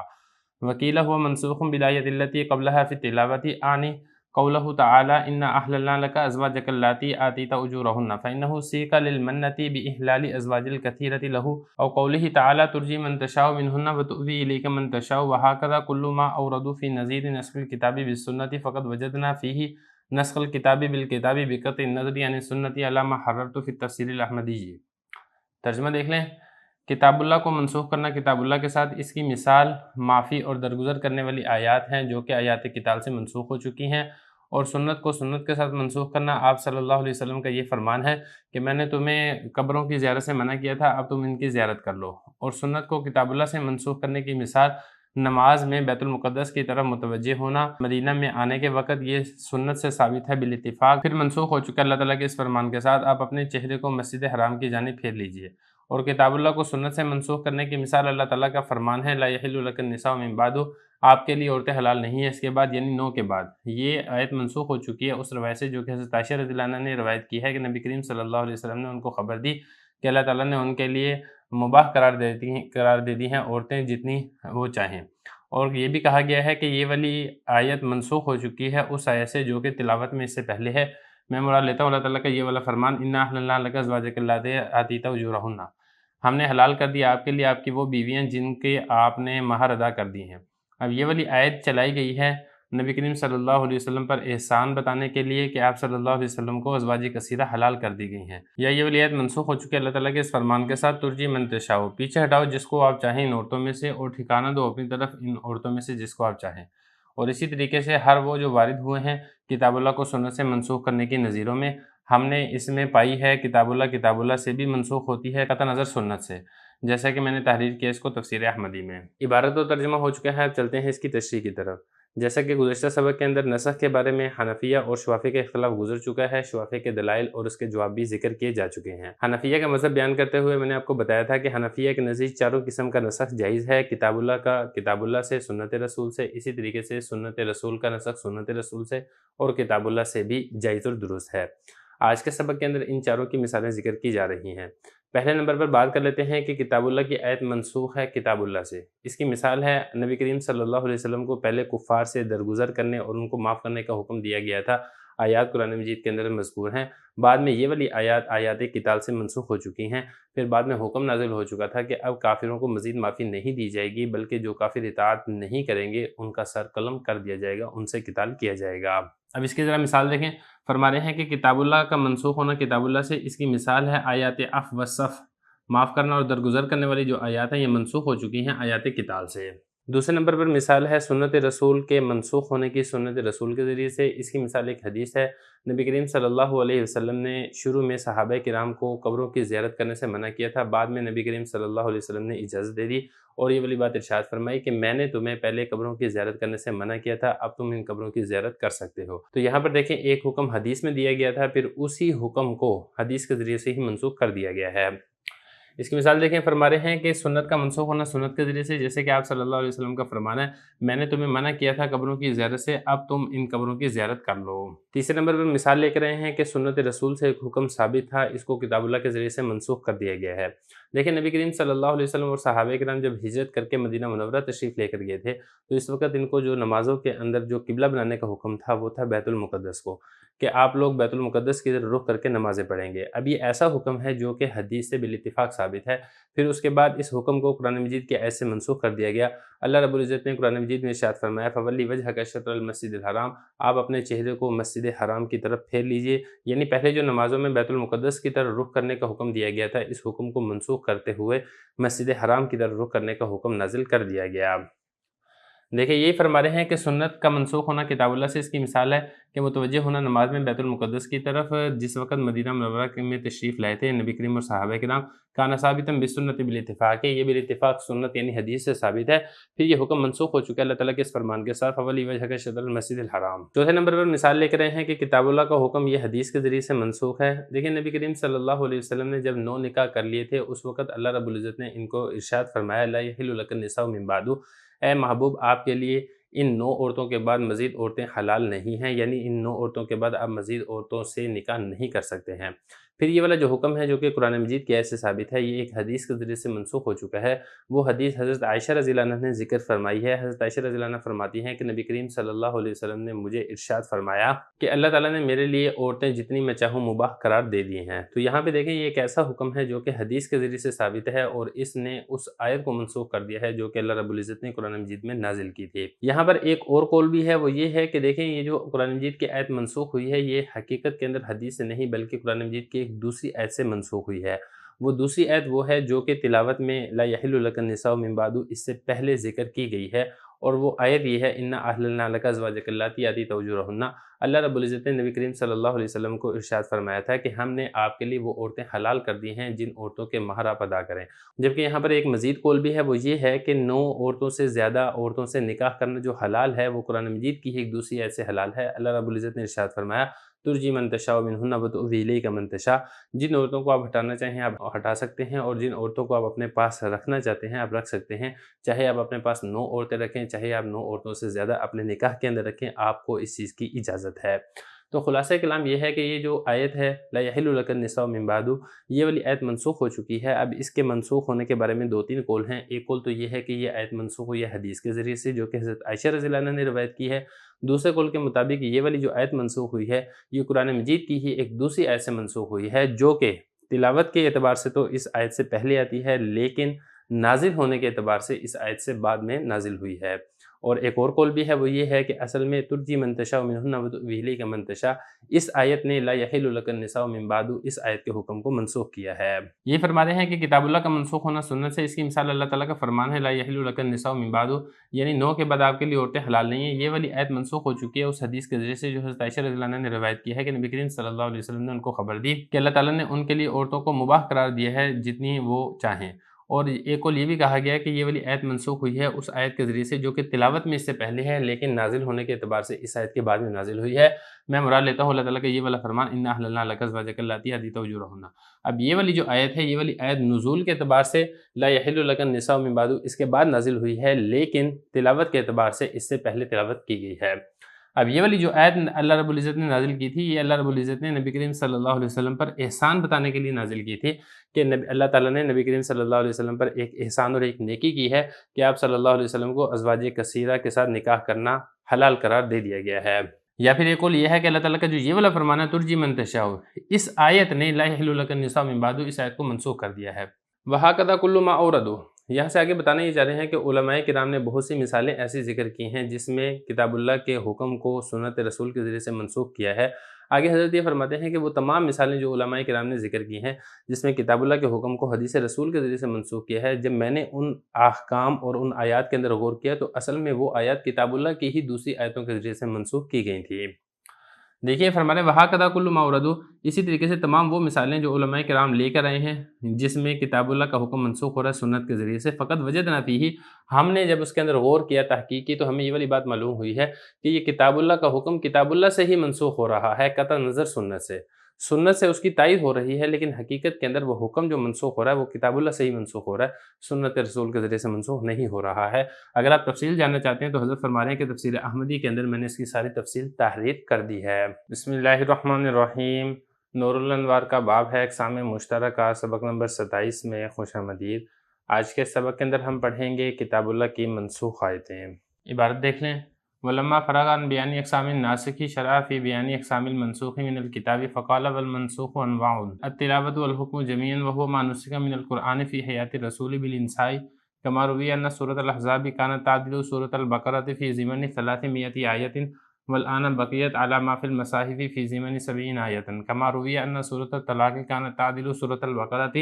والآن بقیت على ما فی المصاحف فی ضمن 12 آیۃ والحکم دون تلاوت مثل قوله تعالی لکم دینکم ولی دین ونحوہ قدر 70 آیۃ كلها منسوخۃ بآیات القتال وقیل 120 آیۃ فی باب عدم القتال منسوخۃ بآیات القتال وسوى آیات عدم القتال 20 آیۃ منسوخۃ التلاوت علی رأی صاحب الاتقان وعندي أنها زائدة على 20 إلى 40 أو أكثر، وعلم هذا كله فرض على الذي يعمل بالقرآن ليميز الناسخ من المنسوخ ويعمل بالناسخ دون المنسوخ، وقد بينت كل ذلك بالتفصيل في التفسير الأحمدي بما لا يتصور المزيد عليه في كتب أبي حنيفة وإن بينه الشافعية بأطول منه في كتبهم۔ ترجمہ دیکھ لیں، اور جب ناسخ کی اقسام کے بیان سے فارغ ہوئے ہیں تو شروع ہو رہے ہیں منسوخ کی اقسام کے بیان میں جو کہ کتاب اللہ میں ہے۔ فرمایا کہ منسوخ اس کی چند قسمیں ہیں، تلاوت اور حکم دونوں منسوخ ہوں۔ یہ وہ آیات ہیں جو قرآن مجید میں سے منسوخ ہو چکی تھی نبی کریم صلی اللہ علیہ وسلم کی زندگی میں آپ صلی اللہ علیہ وسلم کو بھلانے کے ساتھ، جیسا کہ روایت کیا گیا ہے سورہ احزاب وہ سورہ بقرہ کے برابر تھی تقریباً 300 آیات کے ضمن میں، اور اب جو مصاحف میں باقی رہ چکی ہے وہ 70 آیات کے ضمن میں ہے۔ اور جیسا کہ روایت کیا گیا ہے کہ سورہ طلاق وہ سورہ بقرہ کے برابر تھی، اور اب جو مصاحف میں باقی رہ گئی ہے وہ 12 آیتوں کے برابر ہے۔ اور منسوخ الحکم نہ کہ تلاوت، جیسا کہ اس کی مثال اللہ تعالیٰ کا فرمان ہے لکم دینکم ولی دین اور اس جیسی آیات، یہ تقریباً 70 آیات ہیں جو تمام کی تمام منسوخ ہو چکے ہیں آیات قتال سے، اور کہا گیا کہ 120 آیتیں ہیں جو کہ عدم قتال کے باب میں ہیں جو کہ آیت قتال سے منسوخ ہو چکی ہیں، اور عدم قتال کے علاوہ آیات یہ 20 آیات ہیں جو کہ منسوخ تلاوت ہو چکی ہیں صاحب اتقان کی رائے میں، اور میرے نزدیک یہ 20 سے 40 تک زیادہ ہیں، یہ اس سے بھی زیادہ ہیں۔ اور اس تمام کا علم فرض ہے ہر ایسے شخص پر جو قرآن مجید میں عمل کرتا ہے تاکہ وہ ناسخ کو منسوخ سے جدا کر سکے اور ناسخ پر عمل کرے نہ کہ منسوخ پر۔ اور میں نے اس تمام کو تفصیل کے ساتھ تفسیر احمدی میں بیان کیا ہے، اتنی تفصیل کہ اس پر مزید اضافے کا تصور بھی نہیں ہو سکتا امام ابو حنیفہ رحمہ اللہ تعالیٰ کی کتابوں میں، اگرچہ شافعیہ نے اس سے بھی زیادہ طوالت کے ساتھ اپنی کتب میں اس کو بیان کیا ہے۔ عبارت ہو چکی ہے، ترجمہ ہو گیا ہے، اب چلتے ہیں اس کی تشریح کی طرف۔ گزشتہ اسباق کے اندر ناسخ کے بارے میں ساری تفصیل گزر چکی ہے، آج کے سبق کے اندر کتاب اللہ سے منسوخ ہونے کی اقسام کا بیان فرما رہے ہیں۔ بتانا یہاں پر یہ چاہ رہے ہیں کہ منسوخ کی چند اقسام ہیں۔ نمبر 1، کتاب اللہ کی وہ آیات ہیں جن کی تلاوت اور حکم دونوں منسوخ ہو چکا ہے، یعنی قرآن مجید کے اندر پہلے وہ آیات تھیں، اب نہ تو ان آیات کی تلاوت باقی رہی ہے اور نہ ہی ان کا حکم باقی رہا ہے۔ یہ وہ آیات ہیں جو کہ نبی کریم صلی اللہ علیہ وسلم کی زندگی میں ہی اللہ رب العزت نے نبی کریم صلی اللہ علیہ وسلم کو آیات بھلا دی تھی۔ چنانچہ روایت کیا گیا ہے کہ سورہ احزاب یہ سورہ بقرہ کے برابر تھی، جس طریقے سے سورہ بقرہ کی جو آیات ہیں 300 کے قریب ہیں، بالکل ایسے ہی سورہ احزاب کی آیات بھی 300 کے قریب تھی، اور اب جو سورہ احزاب کی آیات باقی رہ گئی ہیں وہ تقریباً 70 آیات ہیں۔ اسی طریقے سے اس کی دوسری مثال ہے سورہ طلاق۔ سورہ طلاق یہ پہلے سورہ بقرہ کے برابر ہوتی تھی، لیکن اب جو مصاحف کے اندر اس کی آیات باقی رہ گئی ہیں وہ 12 کے قریب آیات باقی رہ چکی ہیں۔ باقی تمام آیات وہ نہ صرف ان کی تلاوت بھلا دی گئی ہے بلکہ اس کا حکم بھی منسوخ ہو چکا ہے۔ اب ذرا عبارت دیکھیں، فرما رہے ہیں کہ ناسخ کی اقسام کے بیان سے فارغ ہونے کے بعد اب یہاں سے کتاب اللہ کی جو آیات منسوخ ہو رہی ہیں ان کی چند قسمیں ہیں، ان کا بیان شروع کر رہے ہیں۔ فرما رہے ہیں کہ منسوخ کی چند قسمیں ہیں۔ نمبر 1 منسوخ التلاوت والحکم جميعا، یعنی تلاوت بھی منسوخ ہو اور حکم بھی منسوخ ہو۔ یہ قرآن مجید کی وہ آیات ہیں جو کہ رسول کی زندگی میں ہی، نبی کریم صلی اللہ علیہ وسلم کی زندگی میں ہی بھلانے کے ساتھ منسوخ ہو چکی ہیں۔ اللہ رب العزت نے نبی کریم صلی اللہ علیہ وسلم کو ان کی حیات مبارکہ کے اندر ہی یہ والی آیات بھلا دی تھی۔ جیسے کہ روایت کیا گیا ہے کہ سورہ احزاب یہ سورہ بقرہ کے برابر ہوتی تھی 300 آیات کے ضمن میں، اور اب جو سورہ احزاب مصاحف میں قرآن مجید کے نسخوں میں باقی رہ گئی ہے وہ تقریباً 70 آیات ہیں۔ اور اسی طریقے سے سورہ طلاق یہ سورہ بقرہ کے برابر ہوتی تھی۔ جس طریقے سے سورہ بقرہ کی 300 کے قریب آیات ہیں، سورہ طلاق کی بھی اتنی آیات ہوتی تھی، لیکن اب جو مصاحف میں باقی رہ گئی ہیں وہ تقریباً 12 آیات ہیں۔ تو یہ پہلی قسم ہے، یعنی تلاوت بھی منسوخ ہو چکی ہے اور حکم بھی منسوخ ہو چکا ہے۔ منسوخ آیات کی دوسری قسم وہ ہے جن کا حکم تو منسوخ ہو چکا ہے لیکن ان کی تلاوت باقی ہے۔ اس کی مثال ہے جیسا کہ سورہ کافرون کے اندر اللہ رب العزت ارشاد فرماتے ہیں لکم دینکم ولی دین۔ شروع اسلام کے اندر حکم یہ تھا کہ کافروں کو یہ کہا گیا تھا تمہارے لیے تمہارا دین ہے، ہمارے لیے ہمارا دین ہے، تم اپنے دین کے اوپر عمل کرتے رہو، ہم اپنے دین کے اوپر عمل کرتے رہیں گے، ہم تم کو نہیں چھیڑیں گے، تم ہم کو نہ چھیڑو۔ لیکن بعد میں یہ والا جو حکم ہے یہ آیات قتال سے منسوخ ہو چکا ہے۔ اس طریقے کی اور بھی دیگر آیات ہیں جن کی تلاوت تو باقی رہ چکی ہے لیکن اس کا جو حکم ہے یہ منسوخ ہو چکا ہے۔ دیکھیں ذرا، یہ فرما رہے ہیں کہ والحکم یعنی منسوخ الحکم دون التلاوہ، یہ دوسری قسم ہے، وہ آیات جن کا حکم تو منسوخ ہو چکا ہے، تلاوت منسوخ نہیں ہوئی۔ مثال کے طور پہ اللہ تعالیٰ کا فرمان ہے لکم دینکم ولی دین، یہ والی آیت ہے، یہ جیسی دوسری آیات ہیں۔ حضرت فرما رہے ہیں کہ تقریباً 70 آیات ہیں جن کے اندر عدم قتال کا ذکر ہے، مسلمانوں کو کافروں سے قتال کرنے سے منع کیا گیا تھا۔ یہ 70 کی 70 آیات آیات قتال سے منسوخ ہو چکی ہیں۔ اور ایک اور یہاں پر اور ذکر کیا گیا ہے کہ وہ آیات جن میں مسلمانوں کو منع کیا گیا تھا کہ تم نے کافروں سے قتال نہیں کرنا ہے، یہ کل 120 کے قریب آیات تھی جو تمام کی تمام آیات قتال سے منسوخ ہو چکی ہیں۔ دیکھیے فرما رہے ہیں وکیلہ ایک دوسرا قول یہ ہے کہ 120 120 آیات تھی جو کہ عدم قتال کے بارے میں تھی کہ مسلمان کافروں سے قتال نہیں کریں گے، یہ ساری کی ساری آیات منسوخ ہو چکی ہیں آیات قتال سے۔ وسیوا آیات عدم القتال، بتانے یہاں پر یہ چاہ رہے ہیں کہ صاحب اتقان علامہ سیوطی رحمہ اللہ تعالیٰ کی رائے کے مطابق آیات عدم قتال کے علاوہ تقریباً 20 آیات ایسی ہیں جو کہ منسوخ التلاوت ہیں، یعنی ان کی تلاوت منسوخ ہو چکی ہے۔ جبکہ حضرت شارح رحمہ اللہ تعالیٰ یہ فرماتے ہیں کہ یہ جو آیات ہیں یہ 20 سے 40 تک، اور ایک قول کے مطابق یہ 40 سے بھی زائد ہیں۔ اس کے بعد آگے حضرت نے یہ فرمایا کہ ان تمام آیات کا اور اس کے بارے میں ساری تفصیل کا معلوم ہونا ہر اس شخص کے اوپر فرض ہے جو قرآن مجید کے اوپر عمل کرنا چاہتا ہے، تاکہ اس کو پتہ چل سکے کہ کون سی آیت ناسخ ہے اور کون سی آیت منسوخ ہے، کون سی آیت ایسی ہے جس کی تلاوت باقی ہے جس کا حکم منسوخ ہے، اور کون سی آیت ایسی ہے جس کا حکم باقی ہے اور تلاوت منسوخ ہے، تاکہ وہ ناسخ کے اوپر عمل کرے اور منسوخ کے اوپر عمل نہ کرے۔ دیکھیں یہ فرما رہے ہیں کہ آیات عدم قتال کے علاوہ 20 آیات ہیں جو کہ منسوخ التلاوت ہے، جن کی تلاوت منسوخ ہو چکی ہے علی رأی صاحب الاتقان ہے، صاحب اتقان علامہ سیوطی رحمہ اللہ تعالیٰ کی رائے کے مطابق۔ اور حضرت یہ فرما رہے ہیں کہ میرے نزدیک یہ 20 سے لے کے 40 تک، یہ 40 سے بھی زیادہ آیات ہیں جو کہ منسوخ التلاوت ہیں۔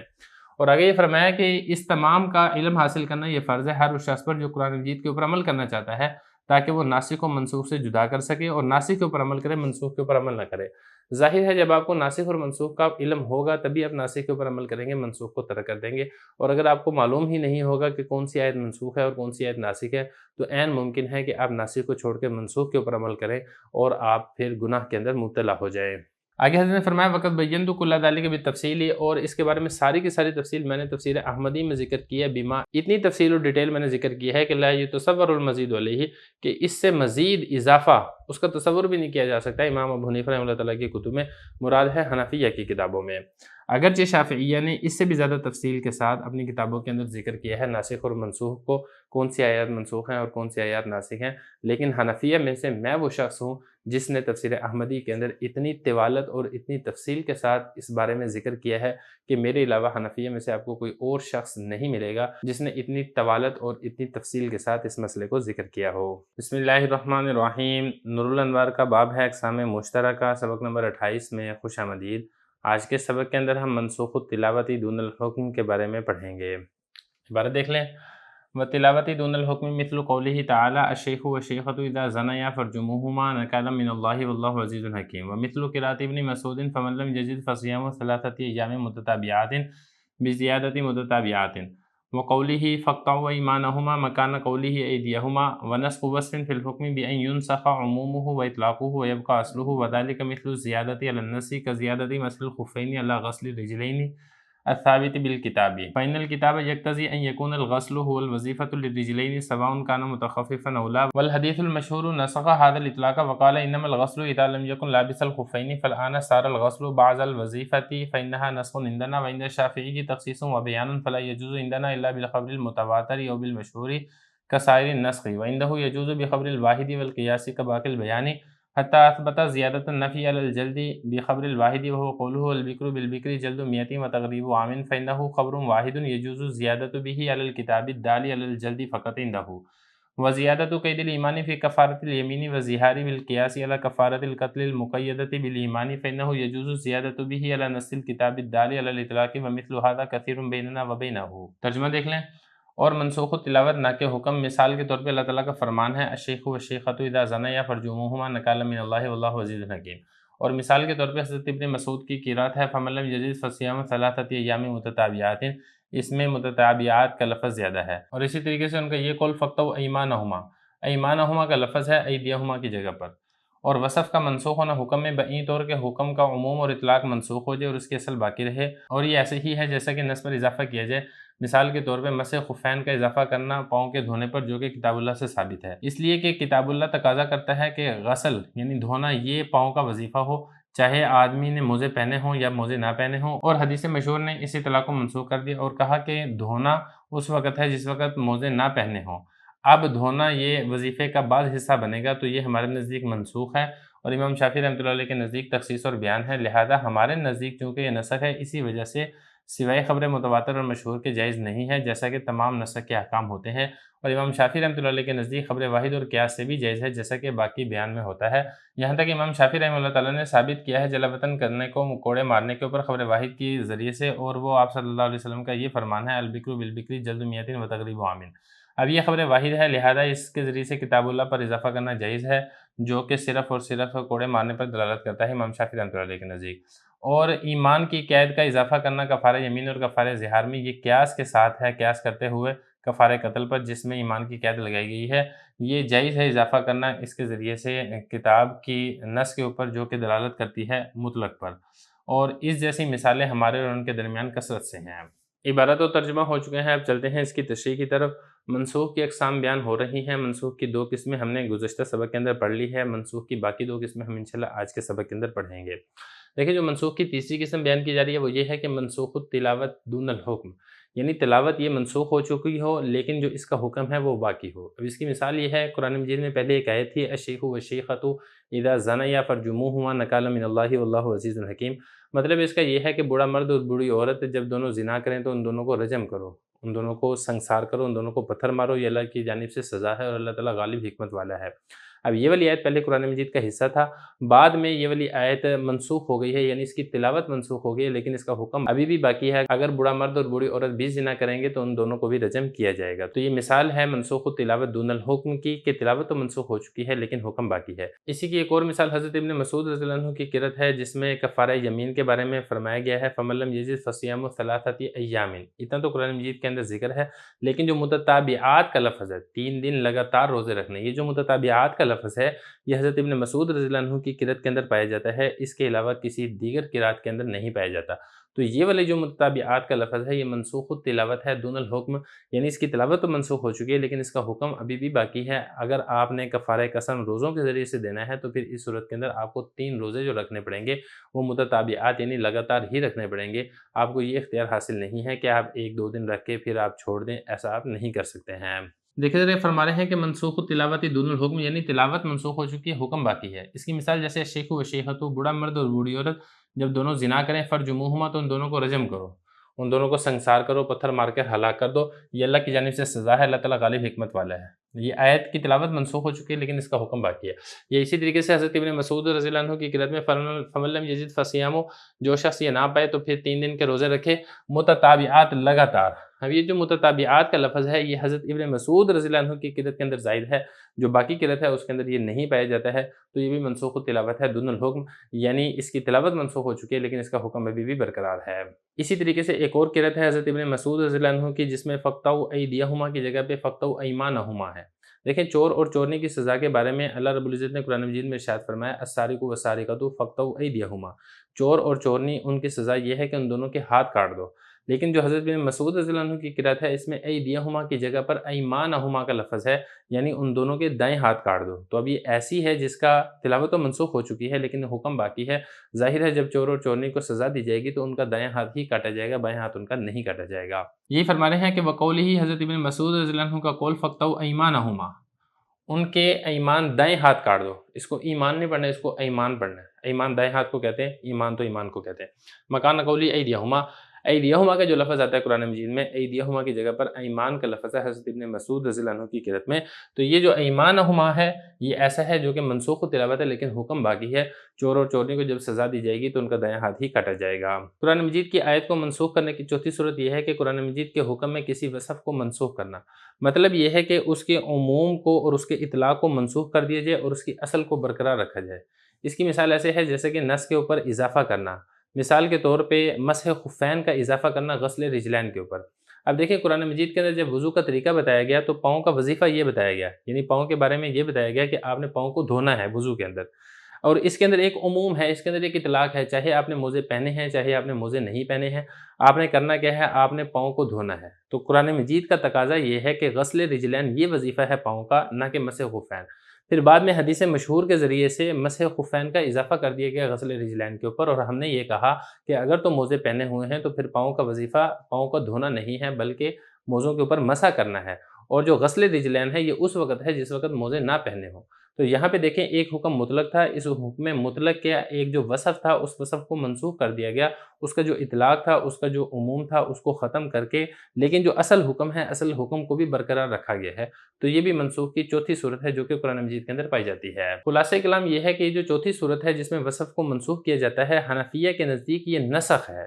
تو جب حنفیہ کے نزدیک یہ نسخ ہے تو پھر اس کے اندر نسخ کے تمام احکامات جاری ہوں گے، اور قرآن مجید کو اگر آپ نے منسوخ کرنا ہے حدیث کے ذریعے سے تو پھر خبر متواتر یا خبر مشہور کا ہونا یہ لازم اور ضروری ہے۔ خبر واحد کے ذریعے سے قرآن مجید کی آیت کو منسوخ نہیں کیا جا سکتا ہے، جیسا کہ ساری تفصیل پہلے گزر چکی ہے۔ لیکن شوافی کے نزدیک یہ نسخ نہیں بلکہ تخصیص اور بیان ہے، تو لہٰذا اس کے اوپر نسخ کے احکامات بھی جاری نہیں ہوں گے اور اس کے اوپر تخصیص اور بیان کے احکام جاری ہوں گے۔ تو شوافی چونکہ اس کو نسخ نہیں مانتے ہیں، اس کو ایک تخصیص اور بیان مانتے ہیں، تو جس طریقے سے تخصیص کرنا خبر واحد سے بھی جائز اور درست ہوتا ہے کہ قرآن مجید کے اندر ایک حکم کے اندر عموم ہو، بعد میں اس حکم کی تخصیص خبر واحد سے کر دی جائے، ایسا کرنا جائز اور درست ہے۔ لہذا امام شافعی رحمہ اللہ تعالیٰ کے نزدیک ایسے احکام کے اندر خبر واحد کے ذریعے سے بھی قرآن مجید کے عموم کے اندر تخصیص کرنا جائز اور درست ہوگا۔ چوتھی صورت یہ بیان کی جا رہی ہے آیت کے منسوخ ہونے کی کہ حکم کے اندر وصف کو منسوخ کر دیا جائے۔ بعین طور کے حکم کا جو عموم ہے اس کو منسوخ کر دیا جائے، حکم کا جو اطلاق ہے اس کو منسوخ کر دیا جائے، لیکن جو اس کی اصل ہے اس کو برقرار رکھا جائے۔ یہ چوتھی قسم کا نسخ ہے جو کہ قرآن مجید کی آیتوں میں وارد ہوتا ہے۔ اس کی مثال ایسے ہے جیسا کہ مثال کے طور پر نص پر کسی کا اضافہ کرنا، جیسا کہ مسح خفین کا اضافہ کیا جا رہا ہے غسل رجلین کے اوپر۔ اب غسل رجلین یہ قرآن مجید کی نص یعنی قرآن مجید کی آیت سے ثابت ہے، اس کے اوپر آپ نے مسح خفین کا اضافہ کر دیا، تو یہ بتا رہے ہیں کہ غسل رجلین الثابت بالکتاب جو کہ کتاب اللہ سے ثابت ہے۔ اب کتاب اللہ کا تقاضا تو یہ ہے کہ غسل یعنی دھونا۔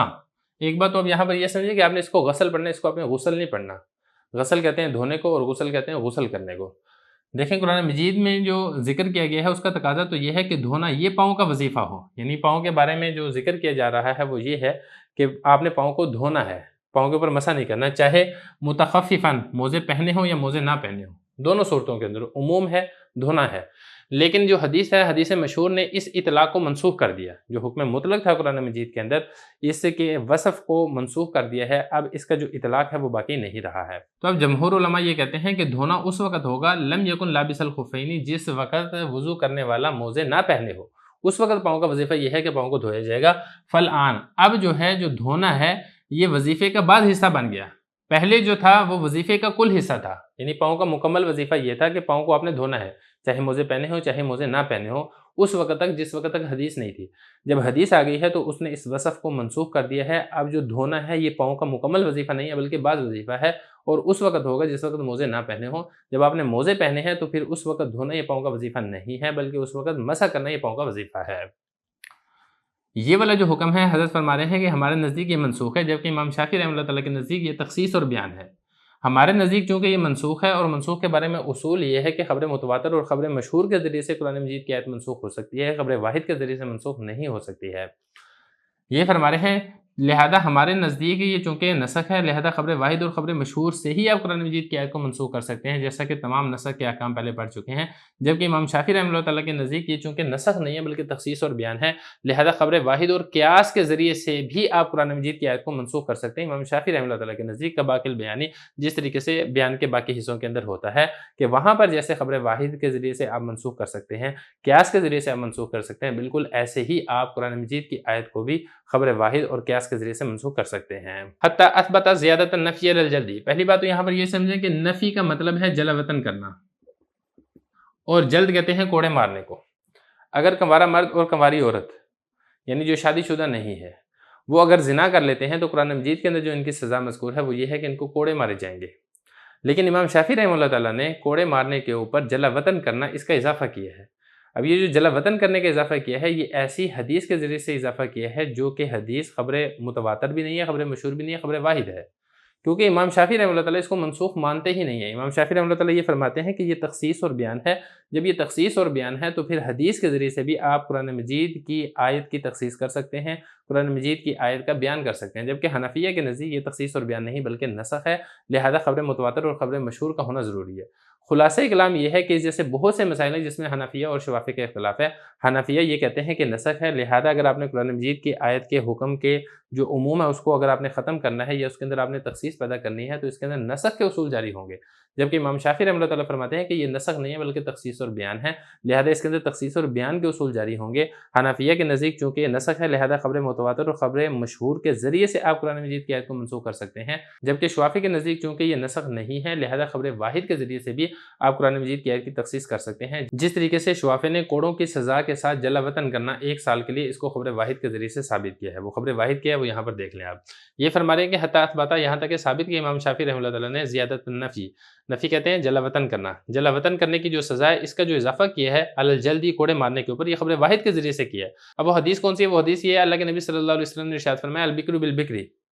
اگر غیر شادی شدہ مرد غیر شادی شدہ عورت کے ساتھ زنا کرتا ہے تو پھر کیا جلد میتن 100 کوڑے و تغریب و عامن، اور 1 سال کے لیے جلا وطن کیا جائے گا۔ اب یہ خبر واحد ہے لہذا اس کے ذریعے سے کتاب اللہ پر اضافہ کرنا جائز ہے، وہ کتاب اللہ جو کہ صرف اسے جلد یعنی کوڑے مارنے کے اوپر دلالت کرتی ہے۔ یہ کون کہتے ہیں؟ امام شافعی رحمہ اللہ تعالیٰ فرماتے ہیں۔ اسی طریقے سے قیاس کے ذریعے بھی امام شافعی رحمہ اللہ تعالیٰ کے نزدیک قرآن مجید کی آیت کی تخصیص کرنا یہ جائز اور درست ہے۔ اب اس کی مثال یہ ہے کہ اللہ رب العزت نے قرآن مجید کے اندر جو کفارہ قتل ہے اس کے بارے میں جو ارشاد فرمایا کہ جس غلام کو آزاد کیا جائے گا وہاں پر مومنہ کی قید ہونا ضروری ہے کہ ایمان والے غلام کو آزاد کیا جائے گا، لیکن جو کفارہ زہار ہے اور اسی طریقے سے جو کفارہ یمین ہے اس کے اندر جو غلام کو آزاد کیا جائے گا قرآن مجید کے اندر اس میں مومنہ ایمان والی قید نہیں ہے، لیکن امام شافعی رحمہ اللہ تعالیٰ کفارہ زہار اور کفارہ یمین کو قیاس کرتے ہیں کفارہ قتل کے اوپر،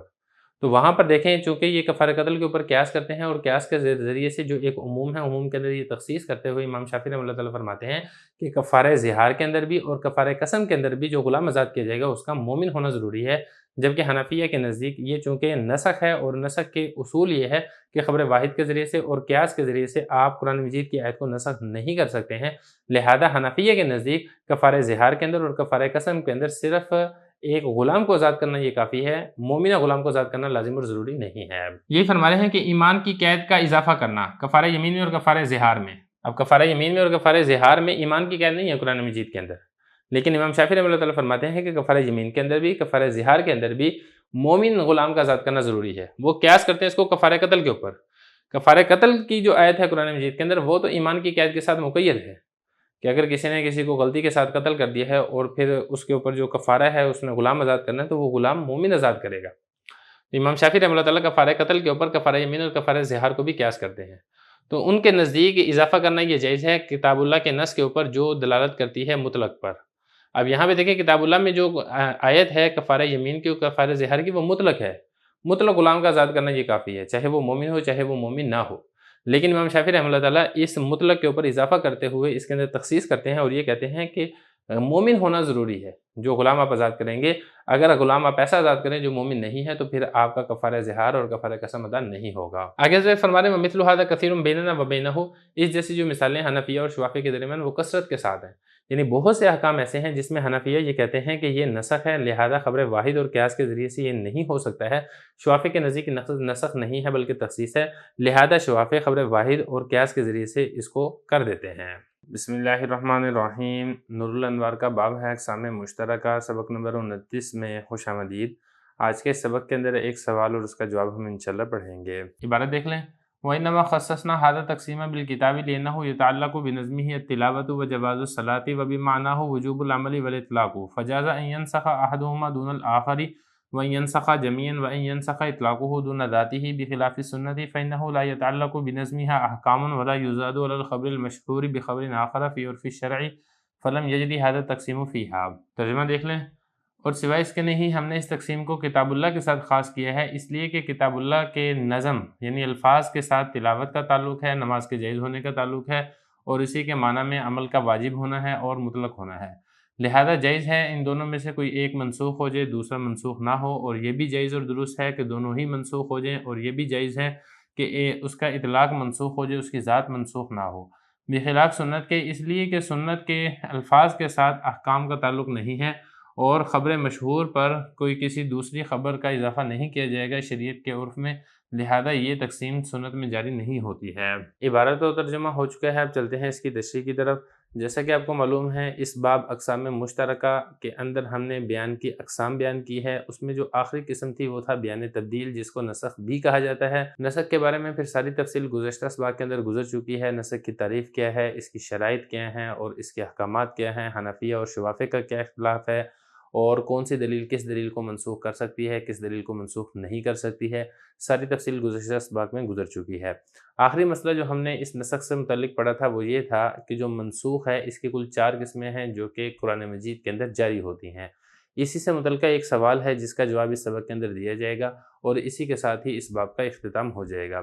دیکھیں یہاں پر سوال یہ پیدا ہوتا ہے کہ آپ نے منسوخ کی جو 4 قسمیں قرآن مجید کے بارے میں ذکر کیے ہیں، جس میں منسوخ التلاوت ہے، دون الحکم ہے، منسوخ التلاوت والحکم جمیعہ ہے، اور اسی طریقے سے منسوخ الحکم ہے، دون التلاوت ہے، اور آخری قسم یہ بیان کی گئی تھی کہ مطلق کے اطلاق کو ختم کر دیا جائے، یعنی اس کے وصف کے اندر تبدیلی کر دی جائے۔ یہ چاروں قسمیں جس طریقے سے قرآن مجید کے اندر جاری ہوتی ہیں، بالکل ایسے ہی یہ چاروں کی چاروں قسمیں حدیث یعنی سنت کے اندر بھی جاری ہوتی ہیں۔ تو کیا وجہ ہے کہ آپ نے قرآن مجید کے اندر تو منسوخ کی 4 قسمیں ذکر کی ہیں، حدیث یعنی سنت کے اندر یہ 4 قسمیں ذکر نہیں کی ہیں؟ اس کی وجہ کیا ہے؟ اسی سوال کا جواب دیتے ہوئے حضرت رحمہ اللہ تعالی ارشاد فرما رہے ہیں کہ دیکھیں یہ جو تقسیم ہے یعنی یہ جو 4 قسمیں ہیں، ہم نے کتاب اللہ کے ساتھ اس کو مخصوص اس وجہ سے کیا ہے کیونکہ قرآن مجید کے الفاظ کے ساتھ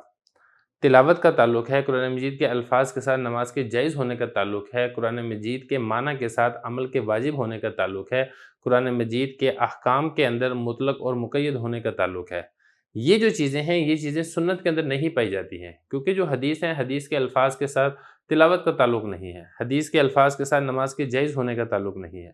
لیکن جو قرآن مجید کے الفاظ ہیں ظاہر ہے اگر کوئی الفاظ ایسے ہیں جن کی تلاوت ہی منسوخ ہو چکی ہے، اگر آپ اس کی تلاوت کرتے ہیں تو آپ کو تلاوت کا اجر نہیں ملے گا۔ اسی طریقے سے نماز کے اندر جیسا کہ آپ کو معلوم ہے تلاوت کا ہونا یہ لازم اور ضروری ہے، اگر آپ قرآن مجید کی تلاوت نہیں کرتے ہیں تو آپ کی نماز نہیں ہوگی۔ تو اگر آپ کسی ایسی آیت کی تلاوت کر دیتے ہیں جس کی تلاوت منسوخ ہو چکی ہے تو ظاہر ہے پھر آپ کی نماز بھی نہیں ہوگی، اور اسی طریقے سے کوئی ایسا حکم ہے جو منسوخ ہو چکا ہے، اگر آپ اس کے اوپر عمل کرتے ہیں تو پھر آپ کو بجائے ثواب کے گناہ ملے گا۔ تو خلاصہ کلام یہ ہے کہ یہ جو قسمیں ہیں ہم نے قرآن مجید کے ساتھ اس کو خاص اس لیے کیا ہے، اس کا تعلق عمل کے واجب ہونے کے ساتھ ہے، اس کا تعلق تلاوت کے ساتھ ہے، اس کا تعلق نماز کے جائز ہونے کے ساتھ ہے، اور یہ والی جو چیزیں ہیں یہ سنت کے اندر نہیں پائی جاتی ہیں۔ دوسری وجہ یہ ہے کہ خبر مشہور پر کسی دوسری خبر کی وجہ سے شریعت کی اصطلاح کے اندر اضافہ اور زیادتی نہیں کی جاتی ہے، جس کی وجہ سے اس تقسیم کو سنت کے اندر جاری نہیں کیا گیا ہے، ہم نے صرف اور صرف اس کا تعلق قرآن مجید کے ساتھ ہی رکھا ہے۔